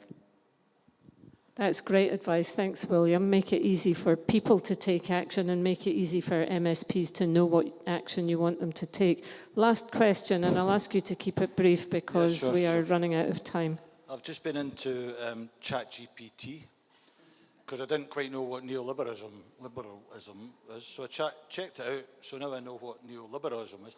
Also, I asked it what the opposite of neoliberalism is, and it said socialism, communism, and the Keynesian economics.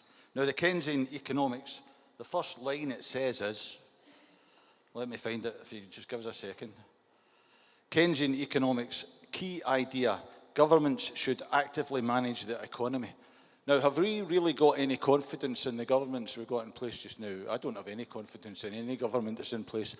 How are we going to make that change to get people in government who are actually going to make the changes that we need to make to get away from neoliberalism? Very good question. Quick answers, please. Well, I mean, if you look at the period from 1945 to the late 1970s, which was when most, Keynesian economics was the settled view of the Western world, it actually worked pretty well. The 1950s, 1960s in Britain, we built the motorway network, we started we built the new towns, we set up the Central Electricity Generating Board and huge, new coal-fired power stations across England. In Scotland, you had the North of Scotland Hydroelectric Board and South of Scotland Electricity Board, the electrification of the Highlands. All of that stuff was done by the government, and because they took the Keynesian view that the state had to lead and be the investor of last resort, if you like, in the economy. So, if it happened once, and it wasn't just the UK, the US was similar. They had, the interstate highway program, all of that sort of, the moon shot, that wouldn't have happened now because the people have gone, oh, we can't afford it. But, when Kennedy said we're going to go to the moon in 10 years, it happened. We're still reaping the benefits of that in terms of information technology. And so, as I say, it happened once, it can happen again. So they just need the will. They need to realize that they actually do have the power. They're not at the mercy of the market. Phil, I think you would agree, you said it in your speech, there's a lot of good members of Parliament and there's a lot of good, members of the Scottish Parliament.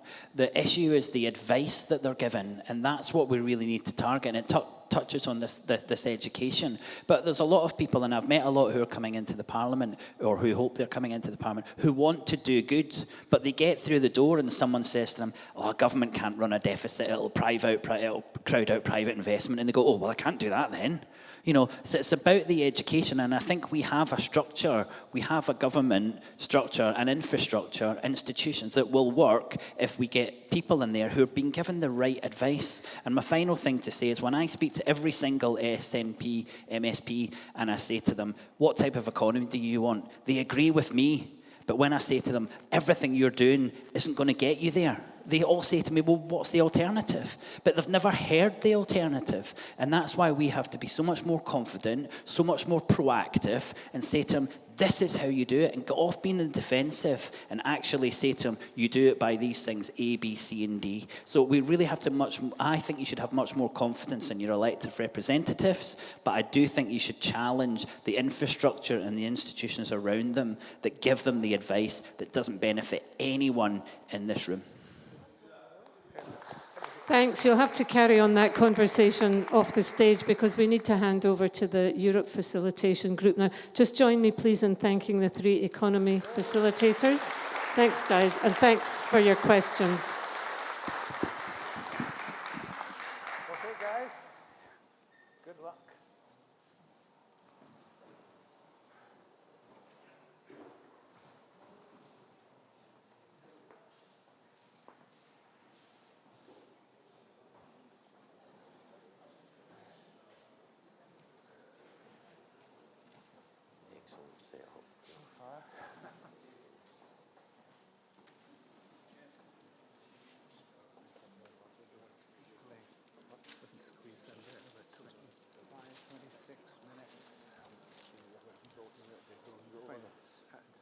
Can you hear me okay?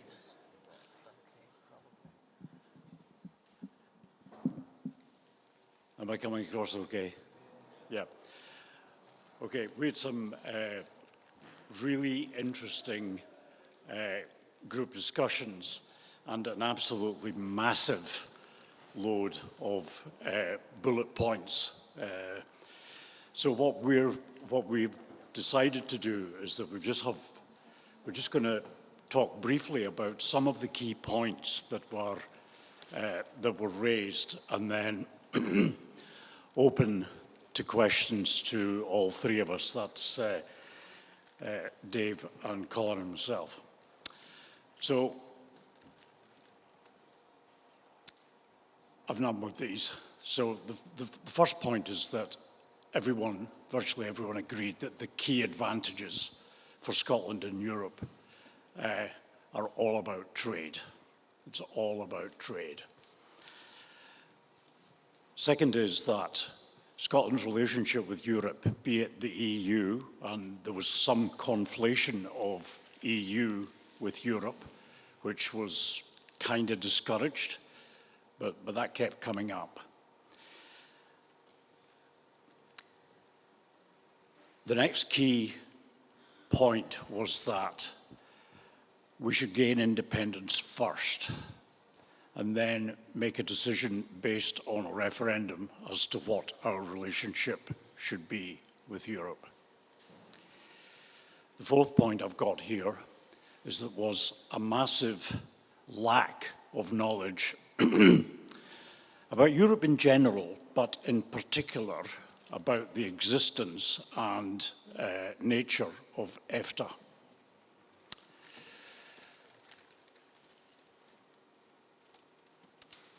The fifth point is that there is general concern about the lack of knowledge about the EU, not just amongst the bubble here, where you would expect people to know more about the EU than if you like, the general electorate would know about the EU.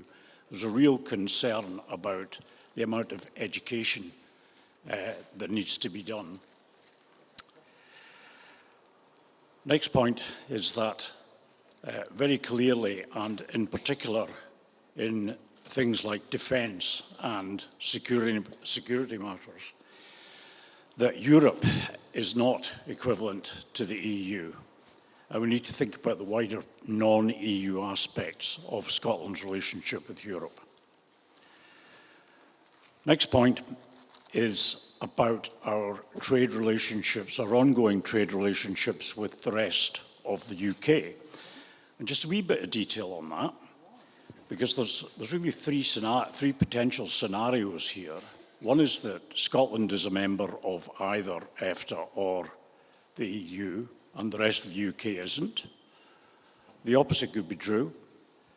The rest of the UK could be a member and Scotland might not be. and indeed neither could be members. So there's quite a lot of exploration to be done there. A common point to most of the groups, to the three groups really, was that Europe's influence is declining in terms of overall potential volume of trade for Scotland, in that the BRICS countries and various other countries are potentially of greater importance than they were in the past.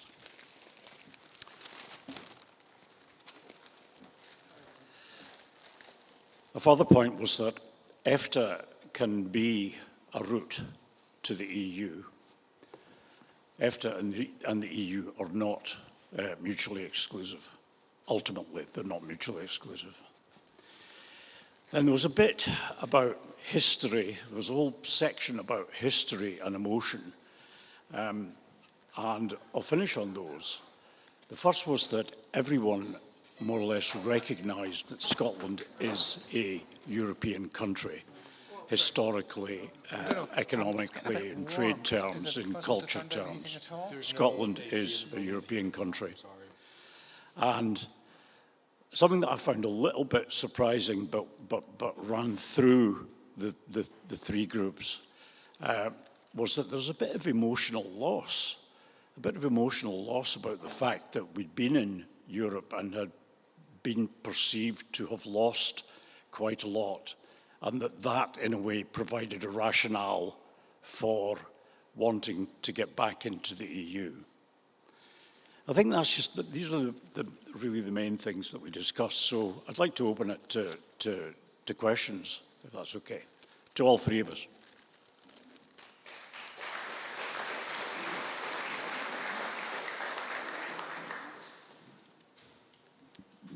Who's asking questions? Yes. Hang on, this is a bit of a call back to the previous session, but here we go. William. I wonder if anyone in the group connected the kind of economic impact of being back in the European Union and its kind of neoliberal design, specifically around the fiscal rules which were created in Europe, and what impact they would have on an independent Scotland if it goes back into the EU. I wondered if anyone mentioned that, and if not, could you kind of talk to that? Maybe I'll kick off with this one. Can I thank Colin and Jeff for their work and our wee tete-a-tete up the stairs when we were eating our sandwiches. It struck me there as I was listening to the economic questions and so on, that the question of neoliberalism cannot be taken in isolation from that of the EU. Now, that's not a question that was raised in any of the groups that I was involved in. So it's something I think we have to be very much aware of. What I found was that there was a strong view that we should tie in rejoining the EU with any referendum or plebiscite election. That was probably over 50% majority. There was a strong view we should have nothing at all to do with the EU, which was a minority, and a chunk in between that we should leave it until after we get our independence. And it did strike me that there was a lack of understanding, even amongst folk here who are obviously active in politics, over just what the European Free Trade Association, EFTA, was all about. And I think there's quite a bit of work we need to continue to do in relation to this, and we've got to tie it in with the economics in relation to the EU. My own personal view, having listened to everybody today, and there were some very, very good points, and where I've been for a wee while, I suppose, is that we shouldn't be, cluttering is maybe not the right word, well, maybe it is, our question on independence with other issues, whether they are EU or monarchy or anything else. It has to be a clear question of independence and then where we go. We will be asked, of course, What is your view on the EU? Do you favour EFTA, etc.? These are questions we can decide. We can say it's our intention to trade with countries in the rest of the Europe, including the EU, because Europe is not the EU and EU is not Europe. And that's something else that we really need to be careful about.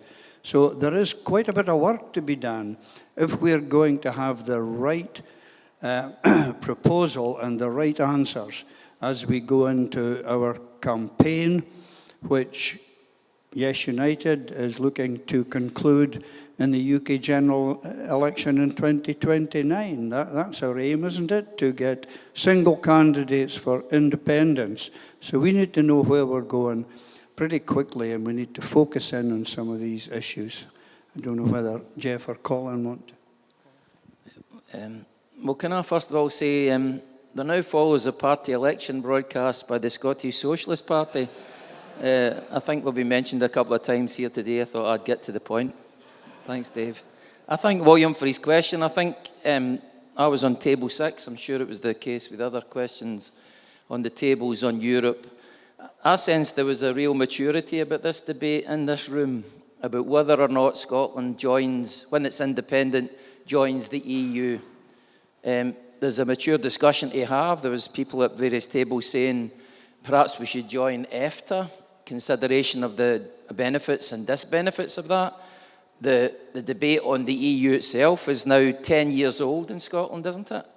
There's a tentativeness, there's a nervousness about what we'd be rejoining, what would be the terms, whether we'd just walk straight back in because Scotland, as part of the EU, UK was in it, or whether there would be new terms. Would they say you have to be a member of the euro, you have to agree to the percentage of debt to GDP ratios? Would Scotland be in the same terms of Ukraine or Serbia or any of the other applicants? And quite frankly, a lot of these questions are up for grabs. I think there is a tentativeness in this room about the EU's links with neoliberalism. It was pointed out at one of the tables that the EU has its own seat at the G7. The EU. The G7 is supposed to be for nation states. Since when was the EU a nation state? At its own seat at the G20. So I think in this audience we're entitled to be nervous about the nature of the relationship an independent Scotland would have with the EU. And given that we had a referendum in 2016, some people voted to leave, some people voted to remain. But the likelihood is that when Scotland votes for its independence, there'll be a whole prolonged year after year series of negotiations that we have with the rest of the United Kingdom about the terms of that independence. And it's likely that whether or not we're a member of the EU would be way further down the line. An agreement on my table, I think Jeff and Dave said the same, that a referendum would have to be held by the Scottish people ourselves when we're independent about whether we join the EU or not. And part of that discussion may be over what terms are there to be discussed over. And I think the final thing that came up, like we said in the previous session, isn't it often the case in these world cafes that some of the most profound questions are posed with 3 minutes to go? But that one of the profound questions is, should that be a multi-option referendum where you have yes or no to joining the EU, yes or no to joining EFTA, yes or no to both of them? So lots of questions still to be resolved.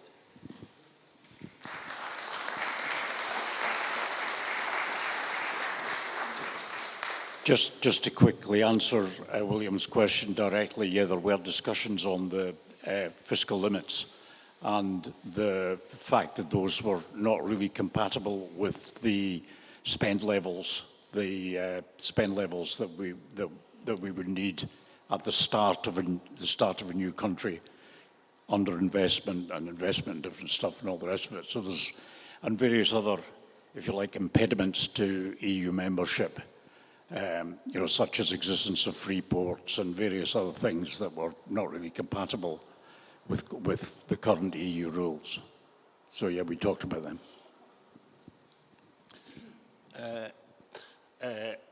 Just a couple of points.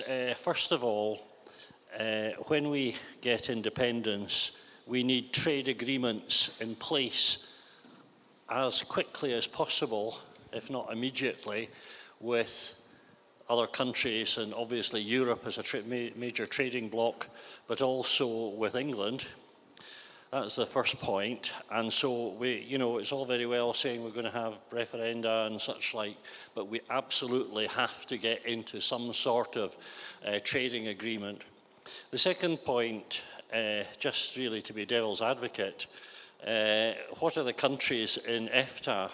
Well, basically there are 4, and 3 of them are in the actual European Economic Area, and one of them is Liechtenstein, and one is Iceland, which is possibly thinking of joining the EU. And so one has to ask oneself, all the other independent countries that have recently become independent in Europe, such as Lithuania, Latvia, Estonia, they all chose to join the EU. Now, I know there are problems with the EU, I get that, but I just ask you for your views on these observations. I think what Ian's highlighted there, and what I took from the tables, is this very point. It's a very difficult point for us moving towards independence. And there are big divisions within those who support independence. And we need to try and pull something together that allows us to go forward individually. And the EU is going to be a big debating point. The problem we have is that, and this is my own personal view, if we tie in our manifesto for independence with a cast iron guarantee in lockstep that we shall rejoin the EU, without putting that to the Scottish people afterwards, that in fact the plebiscite election that we would hope to be involved in pushes us absolutely into the EU, I feel that that would tie our hands in relation to negotiations with the EU. The EU is already changing how they deal with new entrants. They're flexible.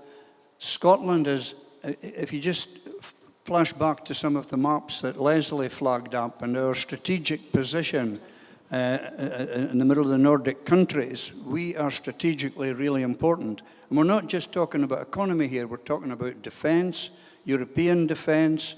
We didn't get into that in any depth at the tables. It was really caught up with the economic, the movement of goods, the movement of people, the imposition of rules and regulations and so on. So what we need to do as a political movement is be very clear what we are offering the people of Scotland in our manifesto for independence. And I would suggest that what we need to be thinking about is that it is our intention to have a very good, close working relationship, economic relationship with the rest of Europe and also in defence and so on. But the depth of that and the speed with which we move towards it will be decided by an independent Scottish government and probably referendum of the Scottish people. So that sort of approach, I think, would serve us best politically as we move over the next 3 years, if we're going to have any hope of winning the 29 election and gaining our independence.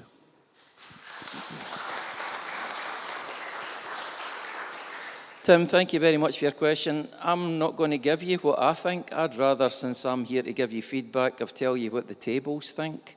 And 2 or 3 things are clear.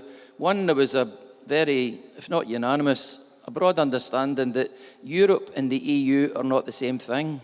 Europe is a continent, the EU is an organisation. In many ways, there are many, many differences. But one thing I was going to draw people's attention to is to ask the question, when is a EU directive not an EU directive? And here it takes us into the realms of politics. When I was in the Scottish Parliament 2003 to 2007, Jack McConnell was presented with instructions from Tony Blair to privatise Kalmark ferries, a EU directive. They had to be put out for tender, remember? I'm sure the people that are of an age would remember. And Jack McConnell, to his credit, and I have to say I voted for him, he said, no, we're not going to privatise Calmac ferries because it's not a transport issue, it's a lifeline service. And it wasn't privatised. But of course, it rather poses a question, so when is an EU directive not an EU directive? And the answer is when the nation state decides to veto it. The Portuguese vetoed instructions to privatise their postal service. So did many other countries. And it takes you therefore into the realm of politics, doesn't it?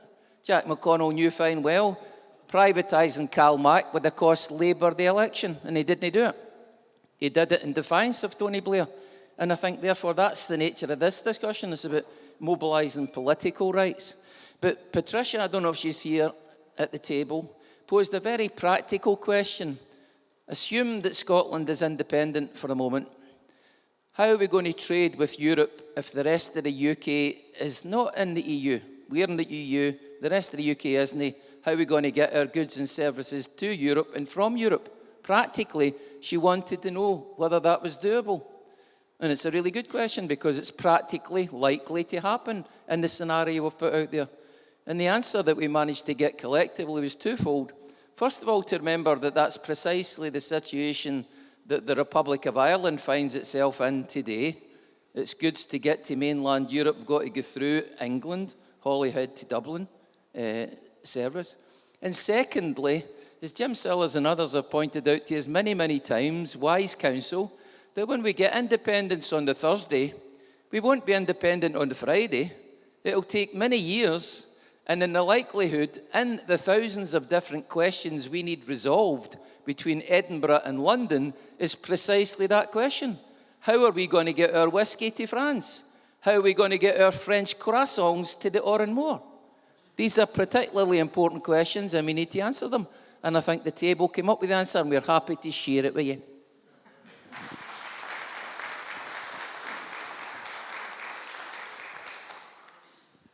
I think also in answer to Ian's question, I have no idea why some of the new applicants and new members of the EU didn't apply to be in EFTA. If they'd thought about it, maybe it would have been a good idea for them. I just don't know. The other real concern I have about committing to EU membership is that if we can, prior to independence, as part of an independence campaign, is fairly obviously, if we can find objections in this sort of gathering to EU membership, then people opposed to independence can very easily find the same objections. Say, you can't go in with free ports, you can't go in without your own currency, you can't break the fiscal rules, etc. So we should not commit to any defined course of action prior to independence. It's just arming the opponents, it's arming the no campaign. Okay, we're running a wee bit short of time. Getting the applause for that.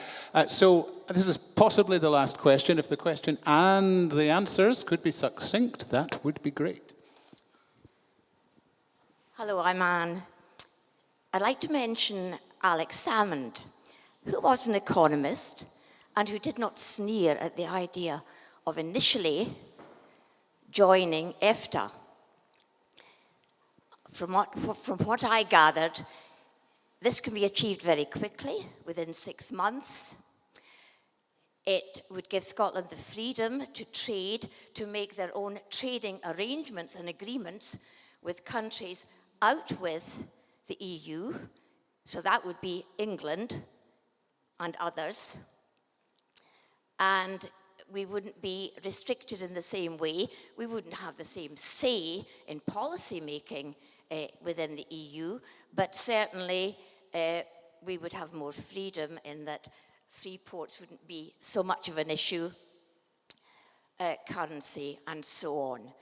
So I'm surprised that there isn't really more, why isn't there more knowledge about EFTA and EEC and approval of the initial, perhaps, step of joining EFTA? It could be we stop there, or it could be that we go on to being full members of the EU. Why is there not more knowledge? 60 seconds each. How about that? Okay. Essentially, I think Alex Salmond was a fan of joining EFTA first. I'm not absolutely certain of that, but I think he was. But the two things are not exclusive. You can join EFTA and then at a later date, and join and very quickly, and then join the EEA within a couple of years via EFTA, and then at some point decide in the future whether the incremental benefits of joining the EU are as you thought they were 5 or 10 years previously. So you can review the whole thing and vote, you know, have a vote to join or not to join. I think that was a cheer in favour of Scotland there at the back. I think we need what Neil Tye was calling for earlier, education. I think there are misunderstandings about the EU and what we have to do to join, and also in relation to EFTA. So we need to do a bit more thinking, and there needs to be a bit more education in relation to this. 60-second answer, Anne, is that we need more information. Absolutely. And the thing is, we've got plenty of time. We've got plenty of time for discussion about EFTA, don't we? And I hope in the nature of the discussion, like we had at the three tables, there are both advantages and disbenefits of being in EFTA. And it's important people are aware of both of them. This has got to be a mature discussion. Just in the same way we talk in both the groups that are putting on this conference, we are looking forward to mature, reflective discussion when we have the second referendum, fully informed, absolutely clear about what you're voting for. Economy, energy, Europe, everything. So we've got plenty of time. Get the information, we'll get the information. We've got plenty of time. Thank you. Thank you. That was beautifully succinct. Just in case, I mean, you probably all know this from looking things up, but it's now Ireland 19, Scotland 12, and I don't know what happened to the conversion.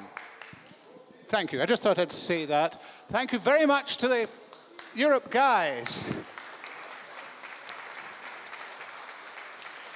Well done.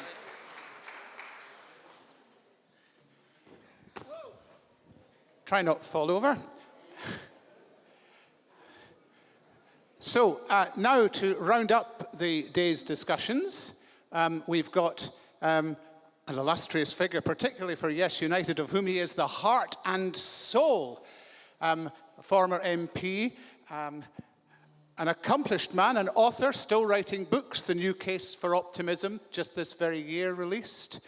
And the last word in his bio, which I'll click up on the screen in a minute, says optimist, and that's just right. Jim Sillards, ladies and gentlemen.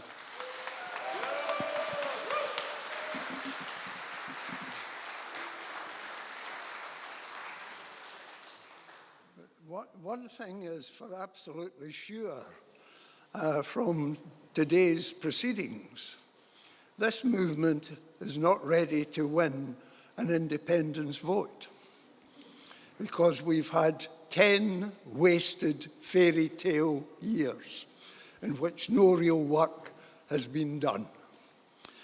Now, I'm hoping that events here today and this evening may prove historic.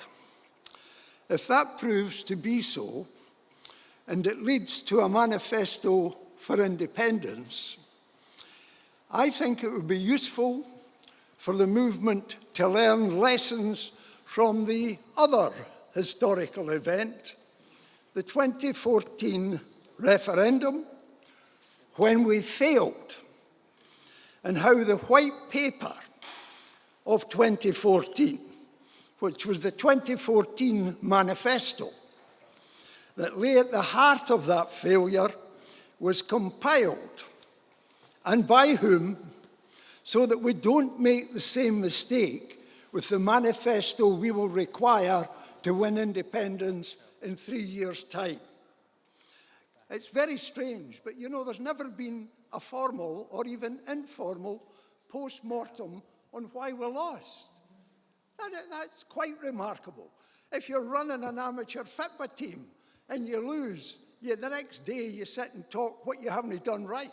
It's never happened on the biggest issue that faced Scotland over 300 years. Now, whereas today's meeting has involved lots of people, lots of opinion, discussions, questions and answers, the 2014 White Paper was the product of a very small group around Alex Salmond and Nicola Sturgeon.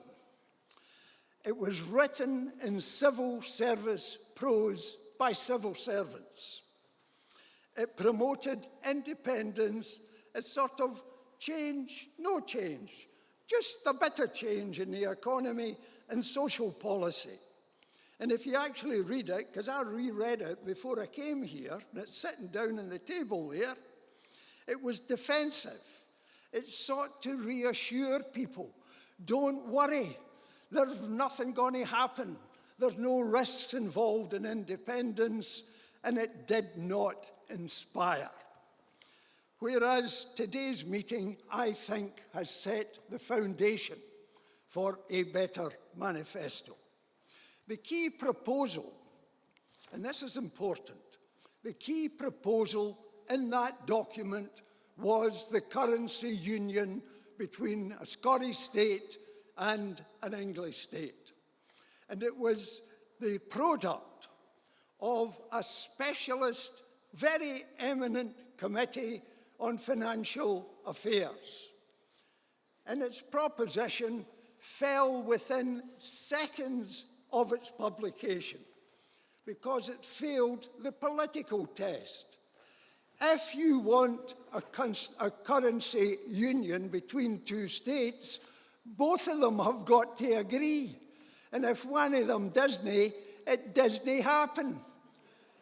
Now, there's a lesson to be, a very important lesson to be learned from that. Experts are valuable, and expert opinion is essential. But experts don't stand for election. They've no experience of standing on a platform with opponents who are going to do you down. So you've always got to take the expert's opinion and apply a political test as to whether it'll go with the public or not. And that's the most important lessons we can learn from 2014. Let us welcome expert opinion.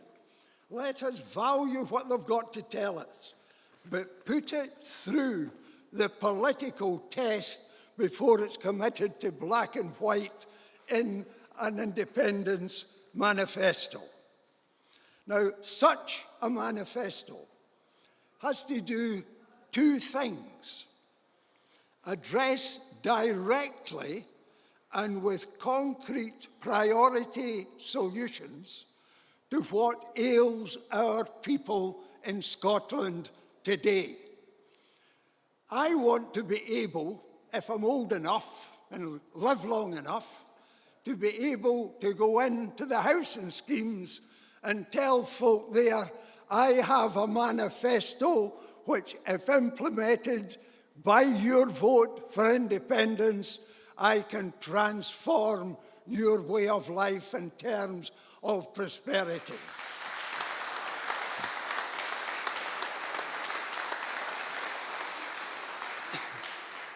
And that manifesto has to have something better even than the concrete solutions. It has to be expressed in language that will inspire in the Scots a liberating self-confidence in what they can achieve together. Once we are free from the debilitating devolution within the Union. I didn't vote for the Parliament in Holyrood. I read the white paper that was published. And once I read it, I told Margot, I can't vote for this. There is not enough power Not only that, they'll be able to spin this out for 20 to 25 years with a wee bit here and a wee bit there. And what devolution has done to the Scottish political mind, it's narrowed it. How many times do we discuss foreign policy? How many times do we discuss defence policy? We don't. It's hospitals, roads, ferries, all very important. But these are not the issues that simply occupy a genuine, independent polity. Devolution is something we have got to tell the Scottish people will not work and will never work for us. And remember Enoch Powell's dictum, devolution is power retained at Westminster.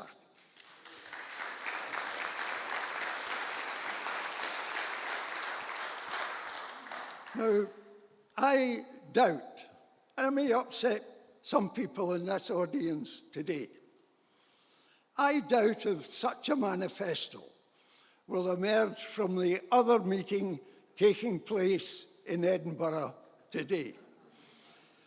Because the word independence that will be used there is an abstraction. It's like the fisherman's lure into the river to catch a salmon. It's a political fisherman's lure dipped into the stream of public opinion, looking for votes that can translate into seats even if it's a minority government. That's what's happening in Edinburgh as distinct from what's happening here, where we're trying to hammer out something of substance. The May election is the prime concern of the other meeting that's happening today. I don't believe 2026 is going to be decisive. We'll be lucky if we get a 55% poll. And how the hell you claim a mandate on a 55% poll where you only get 35% of it is well beyond me. 2029 is the decisive election for Scottish independence. First past the post is to our advantage. And if we build the independence vote, we cannot be beaten first past the post in 2029. What I want to do, what I'd like the movement to do as we proceed to campaign, is say to the Scottish people, let us contrast the position in 2026, 27, 28, 29 with 2014. No unionist now can advance the 2014 Better Together project fear that Scotland, to survive, must cuddle into the arms of the economically powerful England disguised as the UK. Our partner on this island, far from being a global power, is in precipitous decline. Its institutions are crumbling. Doesn't matter which one you look at, they're all in crises. It's broken, broke, stuck in a deep trench of debt. It's got a government living in daily terror of the international bond market. A poor country that can no longer pretend to be rich and powerful. There are umpteen signs if the Scots will open their eyes to England's decline. At the very top level, between 2010 and 2025, there have been 7 prime ministers, everyone a failure. We used to say that about Italy Now you can say that about England.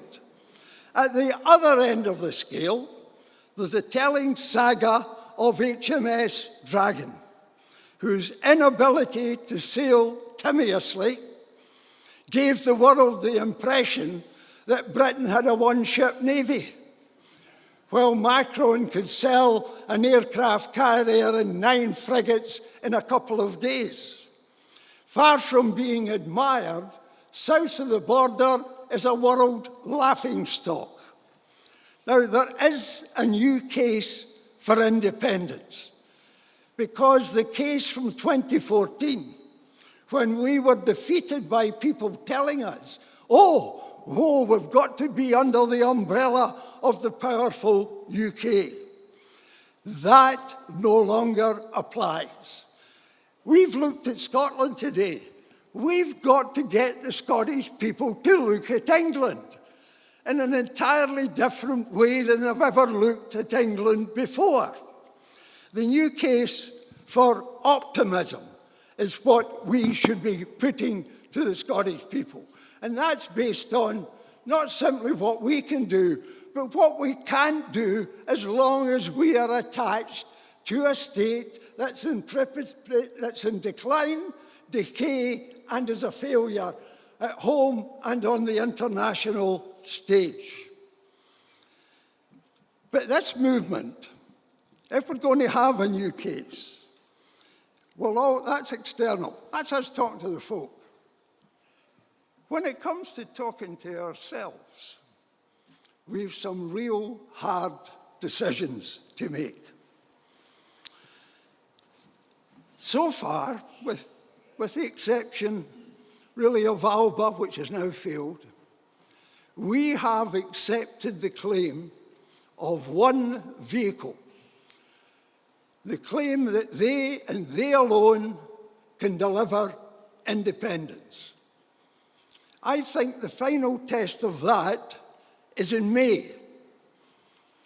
And if they don't pass that test, then I think this movement will have some very, very hard decisions to make. May, I think, will probably turn out to be one of the inflection points of history, where the hand of history makes redundant what is present and something new has to emerge.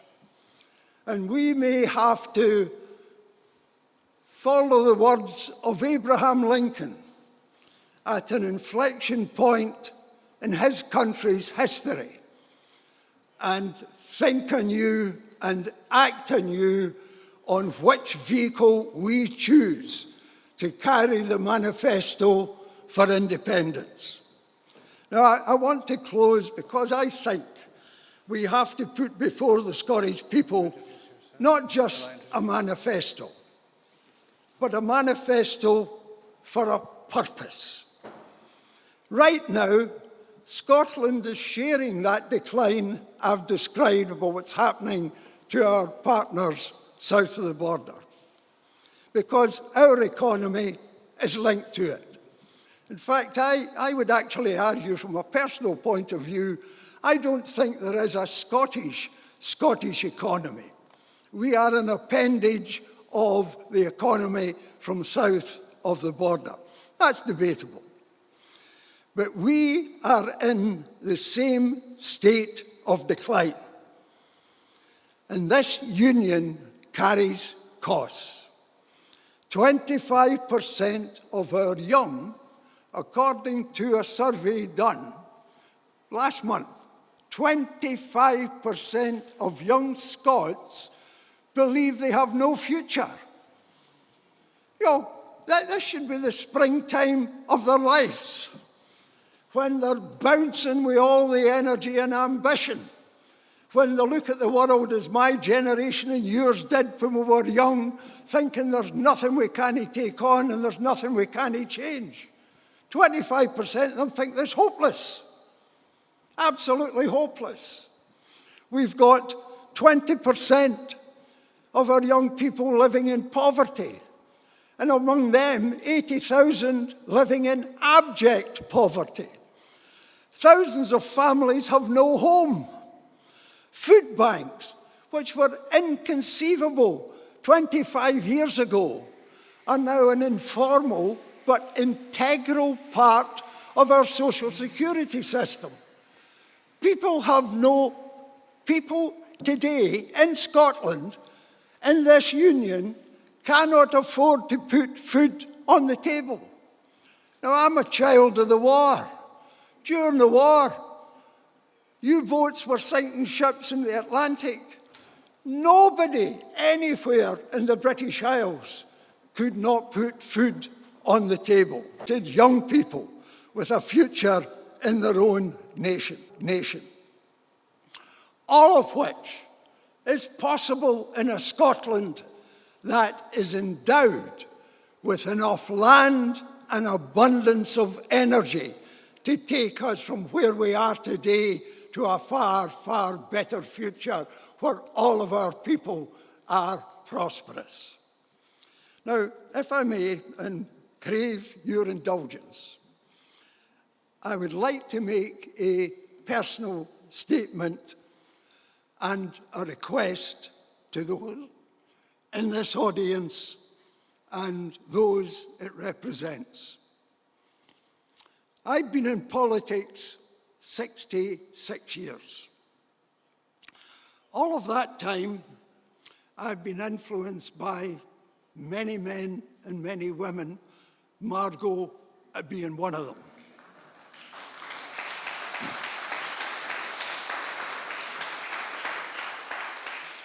But by three in particular. Bertrand Russell taught me to think critically. Nye Bevan anchored me in democratic socialism.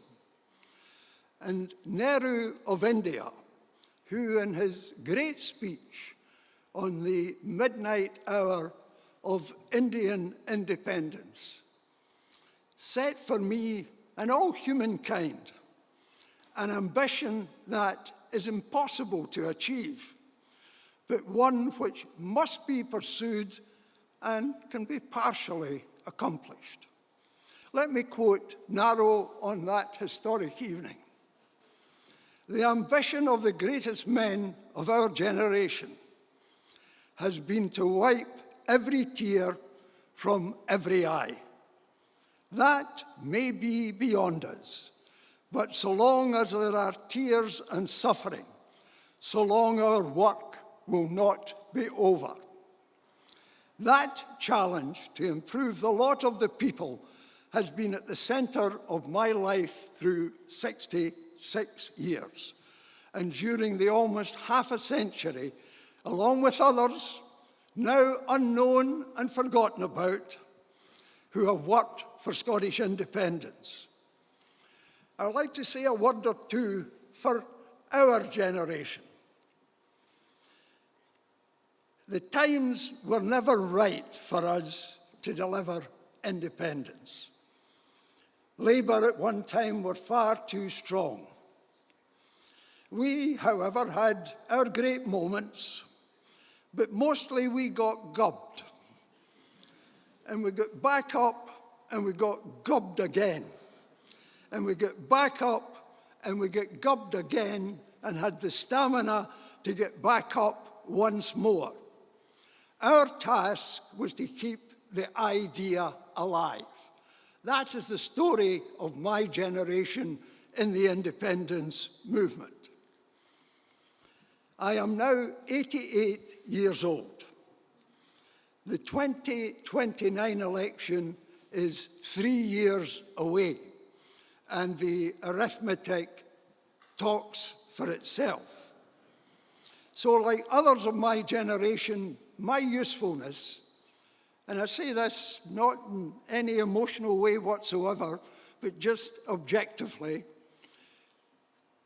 people of my generation and myself now have a limited usefulness for this movement. So I have a request to make to those of the younger generations with still so much to give. I want you to deliver the power of sovereignty, not just because we would have it at last. I want you to use that sovereignty to bring forth a Scottish society that has the mark and character of exceptional decency, one which we may not be able to do what Nehru said, to wipe every tear from every eye. But in this Scotland today, there are tears of anger, there are tears of sorrow, and there are tears of humiliation. The task I want you to use sovereignty for is to make sure that no unnecessary tear ever again falls down any Scottish cheek.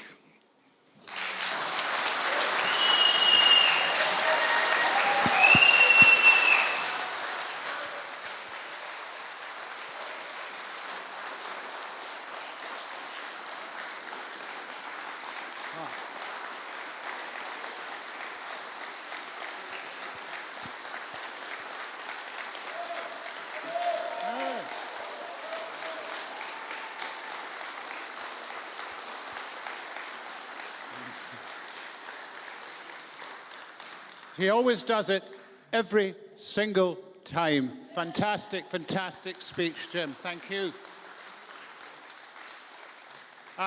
We'll be closing up very soon, and I just wanted to say very quickly, because we've got the evening thing on tonight, the staff of Òran Mòr have got a gargantuan task, which they're going to have to squeeze into half an hour to get rid of all these tables and replace them with seats. So when we do leave, and those of you who are coming back in the night, hope you can find something to do for a wee while. Please try and leave as quickly as you can and take as much as you can with you to make the task just that little bit easier and give them a good chance. So now, to give those closing remarks, the guy I've been working with on the team for the last 3 or 4 months, the hardest working man in show business and the best negotiator I've ever seen. Ladies and gentlemen, the chair of Yes United, Simon Forrest.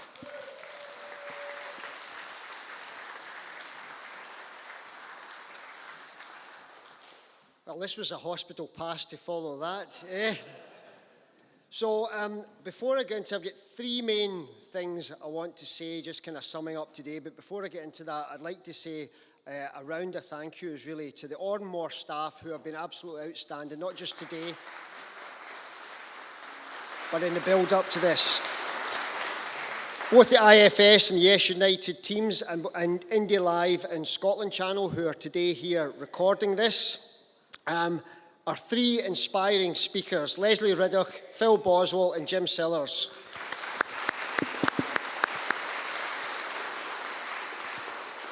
And the biggest thank you is to you, because it's you that has made today. We've not just been speaking today, but we have been listening big time. 3 things in terms of summing up. The first one's a reflection, really, and Jim actually touched on this in his speech. Yes, and SNP are decoupling. We can see that in the figures. 30%, 50% for independence is a 20% gap. But that's before we even think about the soft no's. The 20% of soft no's who want to vote yes and want to be convinced. Nobody is talking to them. So, as a movement, we're in a different place. But there's also a compare and contrast. There's here, we've got yes in Glasgow, SNP in Edinburgh. There's been a lot of challenge and thinking today in here, and I could even hear it getting quite heated at a few tables. I'll guarantee you that's not been happening at the showpiece middle management event that's happening through in Edinburgh, right?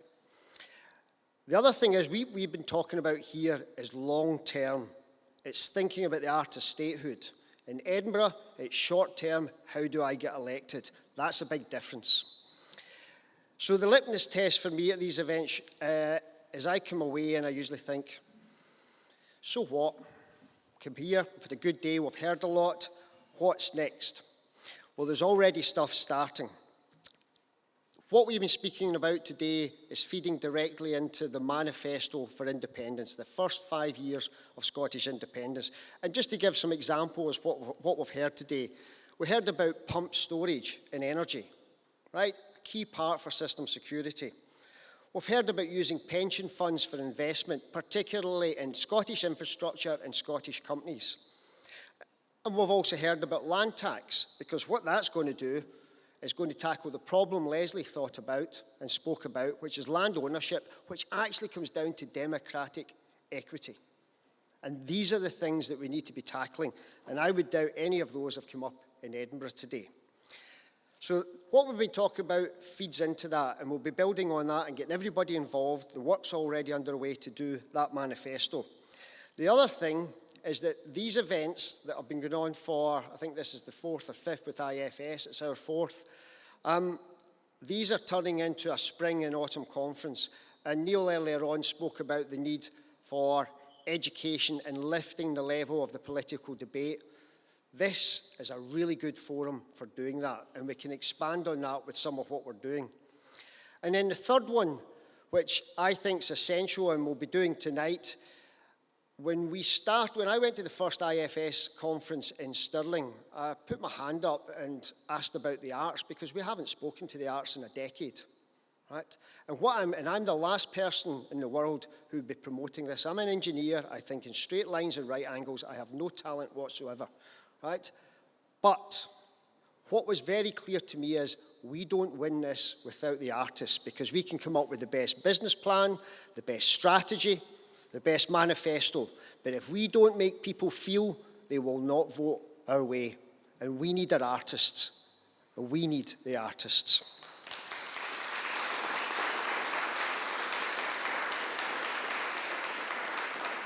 And my third point, I'll keep very short because I can see William in the background and I know the game's finishing up, is optimism. This is the most exciting decade in Scottish history for 300 years, right? We have never been closer to independence than we are now. If you had to plot the boring engineer, if you had to plot 79 result, you 2007, 2014, Glasgow than will have been in Edinburgh today. It's up to us. We're the leaders. We need to be getting on and building this. So I'm going to finish with a quote from Abraham Lincoln and Jim Sellers. We must think anew and act anew. Thank you.